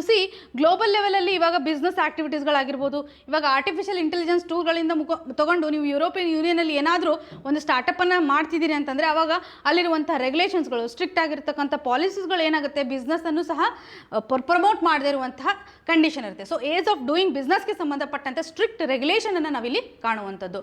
ಸೊ ಲಿಮಿಟೇಷನ್ ನಡಿನಲ್ಲಿ ಕನ್ಸಿಡರ್ ಮಾಡ್ಬೋದು, ಹೇಗೆ ರಿಸ್ಕನ್ನು ಇವತ್ತು ಡಿವೈಡ್ ಮಾಡ್ತಾ ಇದ್ದೀವಿ ಅನ್ನೋಂಥದ್ದಾಗಲಿ, ಹೇಗೆ ಬಿಸ್ನೆಸ್ ಆ್ಯಕ್ಟಿವಿಟೀಸ್ಗಳ ಮೇಲೆ ಇಂಪ್ಯಾಕ್ಟ್ ಆಗುತ್ತೆ. ಇವಾಗ ದೊಡ್ಡ ಕಂಪನೀಸ್ಗಳು ಈಸಿಯಾಗಿ ಮಾಡ್ಬೋದು, ಇವಾಗ ಸ್ಟಾರ್ಟಪ್ಗಳು ಮುಂದಾಗದೇ ಇರುವಂಥದ್ದು. ಸ್ಟಾರ್ಟಪ್ಗಳು ಇವತ್ತು ಡೆವಲಪ್ ಆಗಲಿಕ್ಕೆ ಸಪೋರ್ಟನ್ನು ಮಾಡದೇ ಇರುವಂಥ ಒಂದು ಕಂಡೀಷನನ್ನು ಕಾಣ್ತಾ ಇದ್ದೀವಿ. ಸೊ ಈ ನಿಟ್ಟಿನಲ್ಲಿ ಆರ್ಟಿಫಿಷಿಯಲ್ ಇಂಟೆಲಿಜೆನ್ಸ್ಗೆ ಸಂಬಂಧಪಟ್ಟಂತೆ ಇವತ್ತು ನಾವು ಡೆವಲಪ್ಮೆಂಟನ್ನು ಕಾಣಬೇಕು, ಅದರಿಂದ ಬೆನಿಫಿಟನ್ನು ತೆಗೆದುಕೊಳ್ಬೇಕು, ಅದರಿಂದ ಆಗುವಂಥ ಇಂಪ್ಯಾಕ್ಟನ್ನು ಸಹ ಬ್ಯಾಲೆನ್ಸ್ಡ್ ವೇನಲ್ಲಿ ರೆಡ್ಯೂಸ್ ಮಾಡಬೇಕು. ಸೊ ಇಲ್ಲಿ ಒಂದು ಟೇಕ್ ಅವೇ ಪಾಯಿಂಟ್ ಆಗಿ ಕನ್ಸಿಡರ್ ಮಾಡಬೇಕು ಅನ್ನುವಂಥದ್ದಾಗಿ ಎಂಫಸಿಸ್ ಮಾಡ್ತಾ ಇದ್ದಾರೆ. ಇವತ್ತು ಇವರು ಸ್ಟ್ರಿಕ್ಟ್ ಆಗಿರುವಂಥ ಈ ಒಂದು ರೆಗ್ಯುಲೇಷನ್ ಅಡಿನಲ್ಲಿ ಫೈನ್ಸ್ಗಳನ್ನು ಸಹ ಇಂಪೋಸ್ ಮಾಡ್ತಾ ಇದ್ದಾರೆ. ಆರ್ಟಿಫಿಷಿಯಲ್ ಇಂಟೆಲಿಜೆನ್ಸ್ನಿಂದ ಏನಾದರೂ ಇಂಪ್ಯಾಕ್ಟ್ ಆದರೆ ಸರಿಸುಮಾರು $8 ಮಿಲಿಯನ್ $38 ಮಿಲಿಯನ್ ಫೈನನ್ನು ಹಾಕುವಂಥ ಒಂದು ಕಂಡೀಷನ್ಸನ್ನು ಕಾಣ್ತಾ ಇದ್ದೀವಿ. ಒಂದು ವೇಳೆ ಆ ಕಂಪ್ನಿ ಏನಾದರೂ ವಯಲೇಷನ್ ಮಾಡಿದರೆ, ಆರ್ಟಿಫಿಷಿಯಲ್ ಇಂಟೆಲಿಜೆನ್ಸಿಂದ ಏನಾದರೂ ವಯಲೇಷನ್ ಮಾಡಿದರೆ ಈ ಒಂದು ಸಂದರ್ಭದಲ್ಲಿ. ಸೊ ಹಾಗಾಗಿ ಇವಾಗ ಗ್ಲೋಬಲ್ ಲೆವೆಲಲ್ಲಿರ್ತಕ್ಕಂತಹ ಅವರ ಒಂದು ಪ್ರಾಫಿಟು ಸಹ ಈ ಒಂದು ಸ್ಟ್ರಿಕ್ಟ್ ರೆಗ್ಯುಲೇಷನಿಂದ ಇಂಪ್ಯಾಕ್ಟ್ ಆಗುತ್ತೆ ಅನ್ನುವಂಥದ್ದಾಗಿ ಕಾಣ್ಬೋದು. ಸೊ ಡೊಮೆಸ್ಟಿಕಲಿ ಅಥವಾ ಯುರೋಪಿಯನ್ ಯೂನಿಯನ್ಲಿರ್ತಕ್ಕಂಥ ಕಂಟ್ರೀಸ್ಗಳು ಈ ಒಂದು ಪಾಲಿಸೀಸನ್ನು ಇಂಪ್ಲಿಮೆಂಟ್ ಮಾಡುವಂಥ ಸಂದರ್ಭದಲ್ಲಿ ಅವ್ರಿಗೂ ಇಂಪ್ಯಾಕ್ಟ್ ಆಗುತ್ತೆ. ಹಾಗೂ ಗ್ಲೋಬಲ್ ಲೆವೆಲಲ್ಲೂ ಸಹ ಗ್ಲೋಬಲ್ ಮಾರ್ಕೆಟ್ ಏನಿದೆಯಲ್ಲ, AI ಆಗುವಂಥ ಗ್ಲೋಬಲ್ ಮಾರ್ಕೆಟಲ್ಲೂ ಸಹ ಇಂಪ್ಯಾಕ್ಟ್ ಆಗುತ್ತೆ ಅನ್ನುವಂಥ ಒಂದು ಕನ್ಸಿಡ್ರೇಷನನ್ನು ಕಾಣುವಂಥದ್ದು. ಸೊ ಇಲ್ಲಿ ಪೊಟೆನ್ಷಿಯಲ್ ಇಂಪ್ಲಿಕೇಶನ್ಸ್ಗಳು ಏನಿದಾವೆ ಅನ್ನುವಂಥದ್ದನ್ನು ನಾವು ಕನ್ಸಿಡರ್ ಮಾಡಿಕೊಂಡ್ರೆ ಸಾಕು. ಸೊ AI ಸಮಿಟ್ ಇರೋದ್ರಿಂದ ಇದಕ್ಕೆ ಸಂಬಂಧಪಟ್ಟಂಥ ಆರ್ಟಿಕಲ್ಸ್ಗಳನ್ನು ನಾವು ಆಲ್ಟರ್ನೇಟಿವ್ ಡೇಸ್ ಮೇಲೆ ಅಥವಾ ಯಾವ ಚೆನ್ನಾಗಿ ಬೆಸ್ಟ್ ಆರ್ಟಿಕಲ್ಸ್ ಬರುತ್ತಲ್ಲ ಅದರಲ್ಲಿ ಏನೇನು ಡೈಮೆನ್ಷನ್ಸ್ ಕೊಟ್ಟಿದ್ದಾರೆ ಅಂತ ಎವ್ರಿ ಡೇ ಬೇಸಿಸ್ ಮೇಲೆ ಕನ್ಸಿಡ್ರೇಷನ್ ಮಾಡ್ಕೊತ ಹೋಗೋದು ತುಂಬ ಇಂಪಾರ್ಟೆಂಟ್. ಸ್ಪೆಸಿಫಿಕಲಿ ಮೇನ್ಸ್ ಪರ್ಸ್ಪೆಕ್ಟಿವಲ್ಲಿ ನಾವು ಹೇಗೆ ಗ್ಲೋಬಲ್ ಲೆವೆಲಲ್ಲಿರುವಂಥ ಕಂಡೀಷನ್ಸ್ಗಳನ್ನು ಕನೆಕ್ಟ್ ಮಾಡ್ತೀವಿ ಅನ್ನೋದು ಇಂಪಾರ್ಟೆಂಟ್ ಆಗುತ್ತೆ. ಇನ್ನು ಮುಂದಿನ ಆರ್ಟಿಕಲನ್ನು ಕನ್ಸಿಡರ್ ಮಾಡೋದಾದರೆ, ಈ ಒಂದು ಆರ್ಟಿಕಲ್ ಇವಾಗ ಫಾರೆಸ್ಟ್ ರೈಟ್ಸ್ ಆ್ಯಕ್ಟ್ಗೆ ಸಂಬಂಧಪಟ್ಟಂತೆ ಪ್ರೆಸೆಂಟ್ ಕಂಡೀಷನಲ್ಲಿರುವಂತಹ ಲಾಸ್ಗಳನ್ನು ಅಥವಾ ಇವಾಗ ಈ ಆರ್ಟಿಕಲ್ನ ಕೋರ್ ಡೈಮೆನ್ಷನ್ ಏನಂತಂದರೆ, ಪೊಲಿಟಿಕಲ್ ಇನ್ಫ್ಲೂಯೆನ್ಸ್ನ ಆಧಾರದ ಮೇಲೆ ಆ್ಯಕ್ಟ್ಗಳನ್ನು ನಾವು ಸರಿಯಾಗಿ ಇವಾಗ ಪ್ರೆಸೆಂಟ್ ಕಂಡೀಷನಲ್ಲಿ ಇಂಪ್ಲಿಮೆಂಟ್ ಮಾಡಲಿಕ್ಕೆ ಆಗ್ತಾ ಇಲ್ಲ ಅನ್ನುವಂಥದ್ದಾಗಿ ಆಥರ್ ಅವರು ಕನ್ಸಿಡರೇಷನನ್ನು ಮಾಡ್ತಾ ಇದ್ದಾರೆ. ಆರ್ಟಿಕಲ್ನ ಒಂದು ಸ್ಟ್ರಕ್ಚರನ್ನು ನಾವು ನೋಡೋದಾದರೆ ಯಾವ ರೀತಿಯಾಗಿ ಕೊಡ್ತಾ ಬರ್ತಾ ಇದ್ದಾರೆ ಅಂದರೆ, ಈ ಮೊದಲು ಫಾರೆಸ್ಟ್ ಎಂಕ್ರೋಚ್ಮೆಂಟ್ಗೆ ಸಂಬಂಧಪಟ್ಟಂತೆ, ಫಾರೆಸ್ಟ್ ಎಂಕ್ರೋಚ್ಮೆಂಟ್ ಅಂದರೆ ಏನು? ಫಾರೆಸ್ಟ್ ಎಂಕ್ರೋಚ್ಮೆಂಟ್ ಅಂತಂದರೆ ಫಾರೆಸ್ಟಲ್ಲಿ ಇರ್ತಕ್ಕಂತಹ ಜನರ ರೈಟ್ಸನ್ನು ನಾವು ತೆಗೆದು ಹಾಕುವಂಥದ್ದಾಗಲಿ, ಅಥವಾ ಅವರ ಒಂದು ರೈಟ್ಸ್ಗೆ ಅವರ ಒಂದು ಲ್ಯಾಂಡ್ ರಿಲೇಟೆಡ್ ಇರ್ತಕ್ಕಂಥ ರೈಟ್ಸ್ ಇರುತ್ತೆ. ಸೊ ಅವರು ಅಲ್ಲಿ ವಾಸವಾಗಿರ್ತಾರೆ, ಅವರ ಒಂದು ರೈಟ್ಸನ್ನು ನಾವು ಕಿತ್ಕೊಳ್ತಾ ಇದ್ದೀವಿ. ಫಾರೆಸ್ಟಲ್ಲಿ ಇರ್ತಕ್ಕಂತಹ ಜನರ ಅಥವಾ ಆದಿವಾಸಿಗಳ ರೈಟ್ಸನ್ನು ನಾವು ಕಿತ್ಕೊಳ್ಳುವಂಥ ಒಂದು ಕಂಡೀಷನನ್ನು ಎನ್ಕ್ರೋಚ್ಮೆಂಟ್ ಅಂತ ಕರಿತೀವಿ. ಸೊ ಎನ್ಕ್ರೋಚ್ಮೆಂಟ್ ಅನ್ನುವಂಥ ಒಂದು ಟರ್ಮನ್ನು ನಾವಿಲ್ಲಿ ಕಾಣುವಂಥದ್ದು. ಸೊ ನಮ್ಮ ಒಂದು ಲೆಜಿಸ್ಲೇಷನ್ ಆಧಾರದ ಮೇಲೆ ಲೋಕಸಭೆಯೂ ಸಹ ಇವತ್ತು ರೀಸೆಂಟಾಗಿ 2006ರಲ್ಲಿ ತಂದಿರುವಂಥ ಆ್ಯಕ್ಟ್ ರಿಲೇಟೆಡ್ ಇರುವಂತೆ, ಅದರಲ್ಲೂ ಫಾರೆಸ್ಟ್ ಡೆವೆಲರ್ ಆ್ಯಕ್ಟ್ 2006ಅಲ್ಲಿ ಏನು ತಂದಿರೋದು ಅದಕ್ಕೆ ರಿಲೇಟೆಡ್ ಇರುವಂತೆ ನಾವು ಇಲ್ಲಿ ಕಾಣ್ಬೋದು. ಎಷ್ಟು ಮಟ್ಟಿಗೆ ನಾವು ಇಂಪ್ಲಿಮೆಂಟ್ ಮಾಡ್ತಾ ಇದ್ದೀವಿ ಅಂತ ಆಥರ್ ಅವರು ಕ್ವಶನ್ ಮಾರ್ಕನ್ನು ಇಲ್ಲಿ ಹಾಕ್ತಾ ಇದ್ದಾರೆ.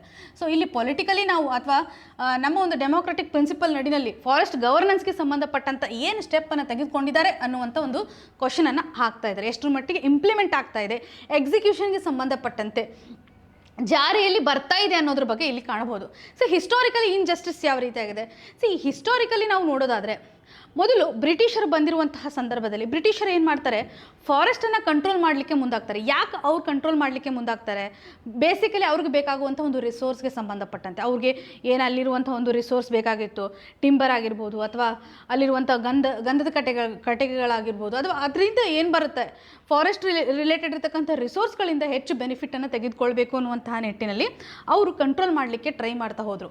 ಆ ಒಂದು ಸಂದರ್ಭದಲ್ಲಿ ಆರ್ಟಿಕಲ್ ಅಲ್ಲಿ ಹೇಳೋ ಪ್ರಕಾರ 1878 ಸೊ 1878 ಏನಾಗುತ್ತೆ, ಫಸ್ಟ್ ಟೈಮ್ ಅದರಲ್ಲೂ ಫಾರೆಸ್ಟ್ ರಿಲೇಟೆಡ್ ಇರುವಂಥ ಒಂದು ರೆಗ್ಯುಲೇಷನ್ಸನ್ನು ತರಬೇಕು ಅಂತ ಬ್ರಿಟಿಷರ ಸಂದರ್ಭದಲ್ಲಿ ಮುಂದಾಗಿರೋದನ್ನು ಕಾಣುವಂಥದ್ದು. ಕೊಲೋನಿಯಲ್ ಟೈಮಲ್ಲಿ ಅದರಲ್ಲೂ ಅಲ್ಲಿರುವಂತಹ ರೂಲರ್ಸ್ಗಳು ಡಿಸೈಡ್ ಮಾಡ್ತಾರೆ, ಅಂದರೆ ಒಂದು ಲೋಕಲ್ ಕಮ್ಯುನಿಟೀಸ್ಗೆ ಸಹಾಯ ಮಾಡಬೇಕು ಅಂತ ಲಾಸ್ಗಳನ್ನು ತರ್ತಾರೆ. ಆ್ಯಕ್ಚುಲಿ ಅವರ ಒಂದು ಇಂಟೆನ್ಷನ್ ಇರುತ್ತೆ ಅಲ್ಲಿರುವಂಥ ರಿಸೋರ್ಸಸ್ಗಳನ್ನು ಯೂಸ್ ಮಾಡುವಂಥ ಒಂದು ಕನ್ಸಿಡ್ರೇಷನ್. ಸೊ ಕೊಲೋನಿಯಲ್ ಲಾನ ತಂದಾಗ ಫಸ್ಟ್ ಟೈಮ್ ಏನಾಗುತ್ತೆ, ಅವ್ರೇನು ಝೂಮಿಂಗ್ ಕಲ್ಟಿವೇಷನನ್ನು ಮಾಡ್ತಾಯಿದ್ರು. ಝೂಮಿಂಗ್ ಕಲ್ಟಿವೇಷನ್ ಅಂದರೆ ಏನು, ಒಂದು ಪ್ಲೇಸಲ್ಲಿ ಇವತ್ತು ಕ್ರಾಪ್ ಪ್ರೊಡಕ್ಷನ್ ಮಾಡ್ತಾರೆ, ಅಲ್ಲಿ ಒಂದು ವೇಳೆ ಫಲವತ್ತತೆ ಕಡಿಮೆ ಆಗಿದೆ ಅಂತ ಅಂದಾಗ ಅವ್ರು ಏನು ಮಾಡ್ತಾರೆ, ಆ ಒಂದು ಪ್ಲೇಸಿಂದ ಬೇರೆ ಪ್ಲೇಸ್ಗೆ ಶಿಫ್ಟ್ ಆಗ್ತಾರೆ. ಇದಕ್ಕೆ ಶಿಫ್ಟಿಂಗ್ ಕಲ್ಟಿವೇಷನ್ ಅಂತ ಜಿಯೋಗ್ರಫಿನಲ್ಲಿ ನೀವು ಕಲ್ತಿರ್ತಾರೆ. ಸೊ ಶಿಫ್ಟಿಂಗ್ ಕಲ್ಟಿವೇಷನ್ ಅಂತೀರಿ. ಯಾಕಂದರೆ ಅವಾಗ ಕಂಪ್ಲೀಟಾಗಿ ಅದನ್ನು ಬರ್ನ್ ಮಾಡ್ತಾರೆ, ಅಂದರೆ ಅಲ್ಲಿಂದ ಏನು ಅಷ್ಟೊಂದು ಯೂಸ್ ಆಗುತ್ತಲ್ಲ ಅದನ್ನೆಲ್ಲ ತೆಗೆದುಕೊಂಡು ಬರ್ನ್ ಮಾಡಿದಾದ್ಮೇಲೆ ಏನಾಗುತ್ತೆ, ನೆಕ್ಸ್ಟ್ ಸ್ವಲ್ಪ ದಿನ ಆದಮೇಲೆ ಮತ್ತದು ಫಲವತ್ತತೆಯನ್ನು ಕವರ್ ಆಗುವಂಥ ಒಂದು ಕಂಡೀಷನ್ಸ್ಗಳಿರುತ್ತೆ. ಸೊ ಅಗೇನ್ ಅವ್ರು ಬೇರೆ ಪ್ಲೇಸ್ಗೆ ಹೋಗ್ತಾರೆ. ಈ ರೀತಿಯಾಗಿ ಒಂದು ಪ್ಲೇಸಿಂದ ಒಂದು ಪ್ಲೇಸಿಗೆ ಸ್ವಲ್ಪ ಡ್ಯೂರೇಷನ್ ಕೊಡ್ತಾ ಬೇರೆ ಬೇರೆ ಪ್ಲೇಸಿಗೆ ಶಿಫ್ಟ್ ಆಗ್ತಾ ಹೋಗ್ತಾರಲ್ಲ ಕಲ್ಟಿವೇಷನ್ ಮಾಡೋದಕ್ಕೆ, ಅದನ್ನು ಶಿಫ್ಟಿಂಗ್ ಕಲ್ಟಿವೇಷನ್ ಅಂತ ಕರಿತೀವಿ, ರೈಟ್. ಸೊ ಈ ಒಂದು ಶಿಫ್ಟಿಂಗ್ ಕಲ್ಟಿವೇಷನ್ನ ಕಂಪ್ಲೀಟಾಗಿ ಬ್ಯಾನ್ ಮಾಡಲಾಗುತ್ತೆ. ಸೊ ಅವರು ಫಾರೆಸ್ಟನ್ನು ಪ್ರೊಟೆಕ್ಷನ್ ಮಾಡ್ತೀನಿ ಅನ್ನುವಂಥ ನಿಟ್ಟಿನಲ್ಲಿ 1878 ಒಂದು ಲಾನ ಜಾರಿಗೆ ತರ್ತಾರೆ. ಬಟ್ ಅದರ ಒಂದು ಐಡಿಯಾನೇ ಡಿಫ್ರೆಂಟ್ ಆಗಿರುತ್ತೆ ಅನ್ನೋದು. ಸೊ ಫಾರೆಸ್ಟನ್ನು ಟ್ರಾನ್ಸ್ಫರ್ ಮಾಡಲಿಕ್ಕೆ ಅಥವಾ ಅದರ ಒಂದು ಬೆನಿಫಿಟನ್ನು ಮ್ಯಾಕ್ಸಿಮೈಸ್ ಮಾಡಬೇಕು, ಅದನ್ನು ಕನ್ಸರ್ವ್ ಮಾಡಬೇಕು ಅಂತ ತಂದಿರುವಂಥ ಒಂದು ಲಾ ಆಗಿರ್ಬೋದು. ಅವ್ರು ಏನು ಮಾಡ್ತಾರೆ, ಅಲ್ಲಿರುವಂಥ ಜನರ ರೈಟ್ಸನ್ನು ರಿಮೂವ್ ಮಾಡ್ತಾರೆ. ಸೊ ಅವರ ಒಂದು ರೈಟ್ಸ್ ಏನಿತ್ತು, ಝೂಮಿಂಗ್ ಕಲ್ಟಿವೇಷನ್ಸನ್ನು ಕಂಪ್ಲೀಟ್ಲಿ ರಿಮೂವ್ ಮಾಡೋದನ್ನು ನಾವು ಕಾಣುವಂಥದ್ದು. ಕಲ್ಟಿವೇಷನ್ಗೆ ಸಂಬಂಧಪಟ್ಟಂತೆ ಮಾಡ್ತಾರೆ.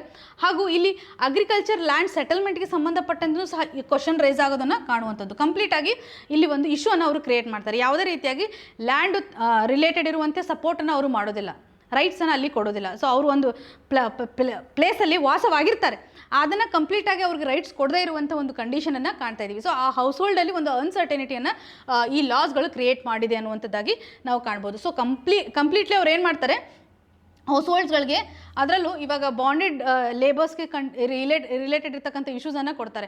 ಅಂದರೆ ಇವಾಗ ಓನರ್ಸ್ಗಳು ಏನಿರುತ್ತಲ್ಲ, ಓನರ್ಶಿಪ್ ಬರುತ್ತೆ. ಜಮೀನ್ದಾರಿ ಸಿಸ್ಟಮು ಸಹ ಲೇಟರ್ ಸ್ಟೇಜಲ್ಲಿ ಅವರು ಸಪೋರ್ಟ್ ಮಾಡ್ತಾ ಇರೋದ್ರಿಂದ ಓನರ್ಸ್ಗಳು ಸಹ ಇವರು ಡಿಸೈಡ್ ಮಾಡ್ತಾರೆ ಯಾವ ರೀತಿಯಂಥ ಪ್ರೊಡಕ್ಷನನ್ನು ಮಾಡಬೇಕು ಅನ್ನುವಂಥ ಕನ್ಸಿಡರೇಷನ್. ಅಂದರೆ ಲೋಕಲ್ ಕಮ್ಯುನಿಟಿಗೆ ಇವತ್ತು ಫಾರೆಸ್ಟ್ ಕಂಪ್ಲೀಟಾಗಿ ಎಕ್ಸಸ್ ಕಡಿಮೆ ಇರುವಂಥ ಸಿಚುವೇಶನ್ ಕ್ರಿಯೇಟ್ ಆಗುತ್ತೆ. ರಿಸಲ್ಟ್ ಏನಪ್ಪ ಅಂತಂದರೆ ಅಲ್ಲಿ ಇರುವಂಥ ಜನರಿಗೆ ಫಾರೆಸ್ಟ್ ಜೊತೆಗೆ ಅವರು ಯಾವ ರೀತಿಯಂಥ ರಿಲೇಷನ್ಸನ್ನು ಹೊಂದಿದ್ರು. ಸೊ ಅಲ್ಲಿ ಹೇಗೆ ನ್ಯಾಚುರಲಿ ಅವರು ಅದನ್ನು ಡೆವಲಪ್ ಮಾಡ್ತಾ, ನಾವೇನು ಅಂದ್ಕೊಂಡಿರ್ತೀವಿ ಫಾರೆಸ್ಟ್ ಡೆಲ್ಲರ್ ಅಥವಾ ಆದಿವಾಸಿಗಳು ಇರೋದ್ರಿಂದ ನಾವು ಫಾರೆಸ್ಟಿಂದ ಹೆಚ್ಚು ಲಾಸನ್ನು ಕಾಣ್ತಾ ಇದ್ದೀವಿ ಅಂತ, ಅಂದರೆ ಅದು ಭಾಳ ಸರ್ವನಾಶ ಆಗ್ತಾ ಇದೆ ಅನ್ನುವಂಥ ಕಾನ್ಸೆಪ್ಟ್ ಇರುತ್ತೆ. ಆದರೆ ರಿಯಲಾಗಿ ಹೇಳಬೇಕಂತಂದರೆ ಫಾರೆಸ್ಟ್ ಕನ್ಸರ್ವೇಷನ್ ಮಾಡಲಿಕ್ಕೆ ಇವತ್ತು ಆದಿವಾಸಿಗಳೇ ಸಹಕಾರಿ ಆಗಿದ್ದಾರೆ ಎನ್ನುವಂಥ ಒಂದು ಕಂಡೀಷನ್. ಸೊ ಆದರೆ ಬ್ರಿಟಿಷರ ಒಂದು ಸಂದರ್ಭದಲ್ಲಿ ಏನಾಗುತ್ತೆ ಅಂದರೆ ವಿಲೇಜ್ಗೆ ಸಂಬಂಧಪಟ್ಟಂತೆ ಫಾರೆಸ್ಟ್ ವಿಲೇಜರ್ ಅನ್ನುವಂಥ ಒಂದು ರಿಕಗ್ನೈಸೇಷನನ್ನು ಕೊಟ್ಟಿಲ್ಲ ಅನ್ನುವಂಥದ್ದಾಗಿ ಕಾಣ್ಬೋದು.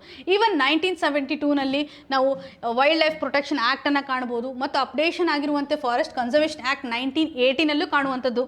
1972ನಲ್ಲಿರುವಂಥ ಒಂದು ಆ್ಯಕ್ಟ್ ಆಗಿರ್ಬೋದು, 1980ನಲ್ಲಿರುವಂಥ ಒಂದು ಆ್ಯಕ್ಟನ್ನು ಕಾಣ್ತಾ ಇದ್ದೀವಿ, ವೈಲ್ಡ್ ಲೈಫ್ ಪ್ರೊಟೆಕ್ಷನ್ ಆ್ಯಕ್ಟ್ಗೆ ಸಂಬಂಧಪಟ್ಟಂತೆ. ಇದು ಫಾರೆಸ್ಟ್ ಕನ್ಸರ್ವೇಷನ್ ರಿಲೇಟೆಡ್ ಇರುವಂಥ ಒಂದು ಆ್ಯಕ್ಟ್. ಸೊ ಈ ಆ್ಯಕ್ಟ್ಗಳು ಸಹ ಇವತ್ತು ಸ್ಯಾಂಕ್ಚುರೀಸ್ ಇವನ್ನೆಲ್ಲ ಕ್ರಿಯೇಟ್ ಮಾಡೋದ್ರಲ್ಲಿ ಮುಂದಾಗಿರುವಂಥದ್ದಾಗಿ ನಾವು ಕಾಣ್ತಾ ಇದ್ದೀವಿ. ಸೊ ಈ ಸಂದರ್ಭದಲ್ಲೂ ಸಹ ಕೆಲವೊಂದಿಷ್ಟು ಡೆವಲಪ್ಮೆಂಟಲ್ ಪ್ರಾಜೆಕ್ಟ್ಗಳನ್ನು ನಾವು ಫಾರೆಸ್ಟ್ ಏರಿಯಾಗಳಲ್ಲಿ ತರುವಂಥದ್ದಾಗಿ ಕಾಣ್ತಾ ಇದ್ದೀವಿ.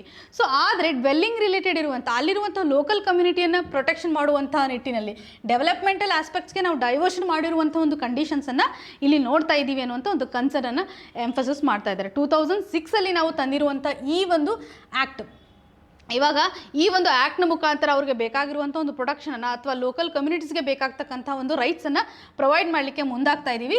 ಸೊ ಆದರೆ ನಮ್ಮ ಈ ಒಂದು ಡೆಮೊಕ್ರೆಟಿಕ್ ಪ್ರೊಸೀಜರ್ ನಡಿನಲ್ಲಿ ನಾವು ಫಾರೆಸ್ಟ್ ಕನ್ಸರ್ವೇಷನ್ಗೆ ಸಂಬಂಧಪಟ್ಟಂತೆ ಅಥವಾ ವೈಲ್ಡ್ ಲೈಫ್ ಕನ್ಸರ್ವೇಷನ್ಗೆ ಸಂಬಂಧಪಟ್ಟಂತೆ ಎಷ್ಟೊಂದು ಮುಂದುವರೆದಿದ್ದೀವಿ ಅಂತ, ಇವಾಗ ಸ್ಟೇಟ್ ಲೆವೆಲಲ್ಲಿ ಯಾವ ರೀತಿ ಅಂತ ಇಂಪ್ಲಿಮೆಂಟೇಷನ್ ಆಗ್ತಾ ಇದೆ ಅಂತ ನಾವು ಕಾಣ್ಬೋದು.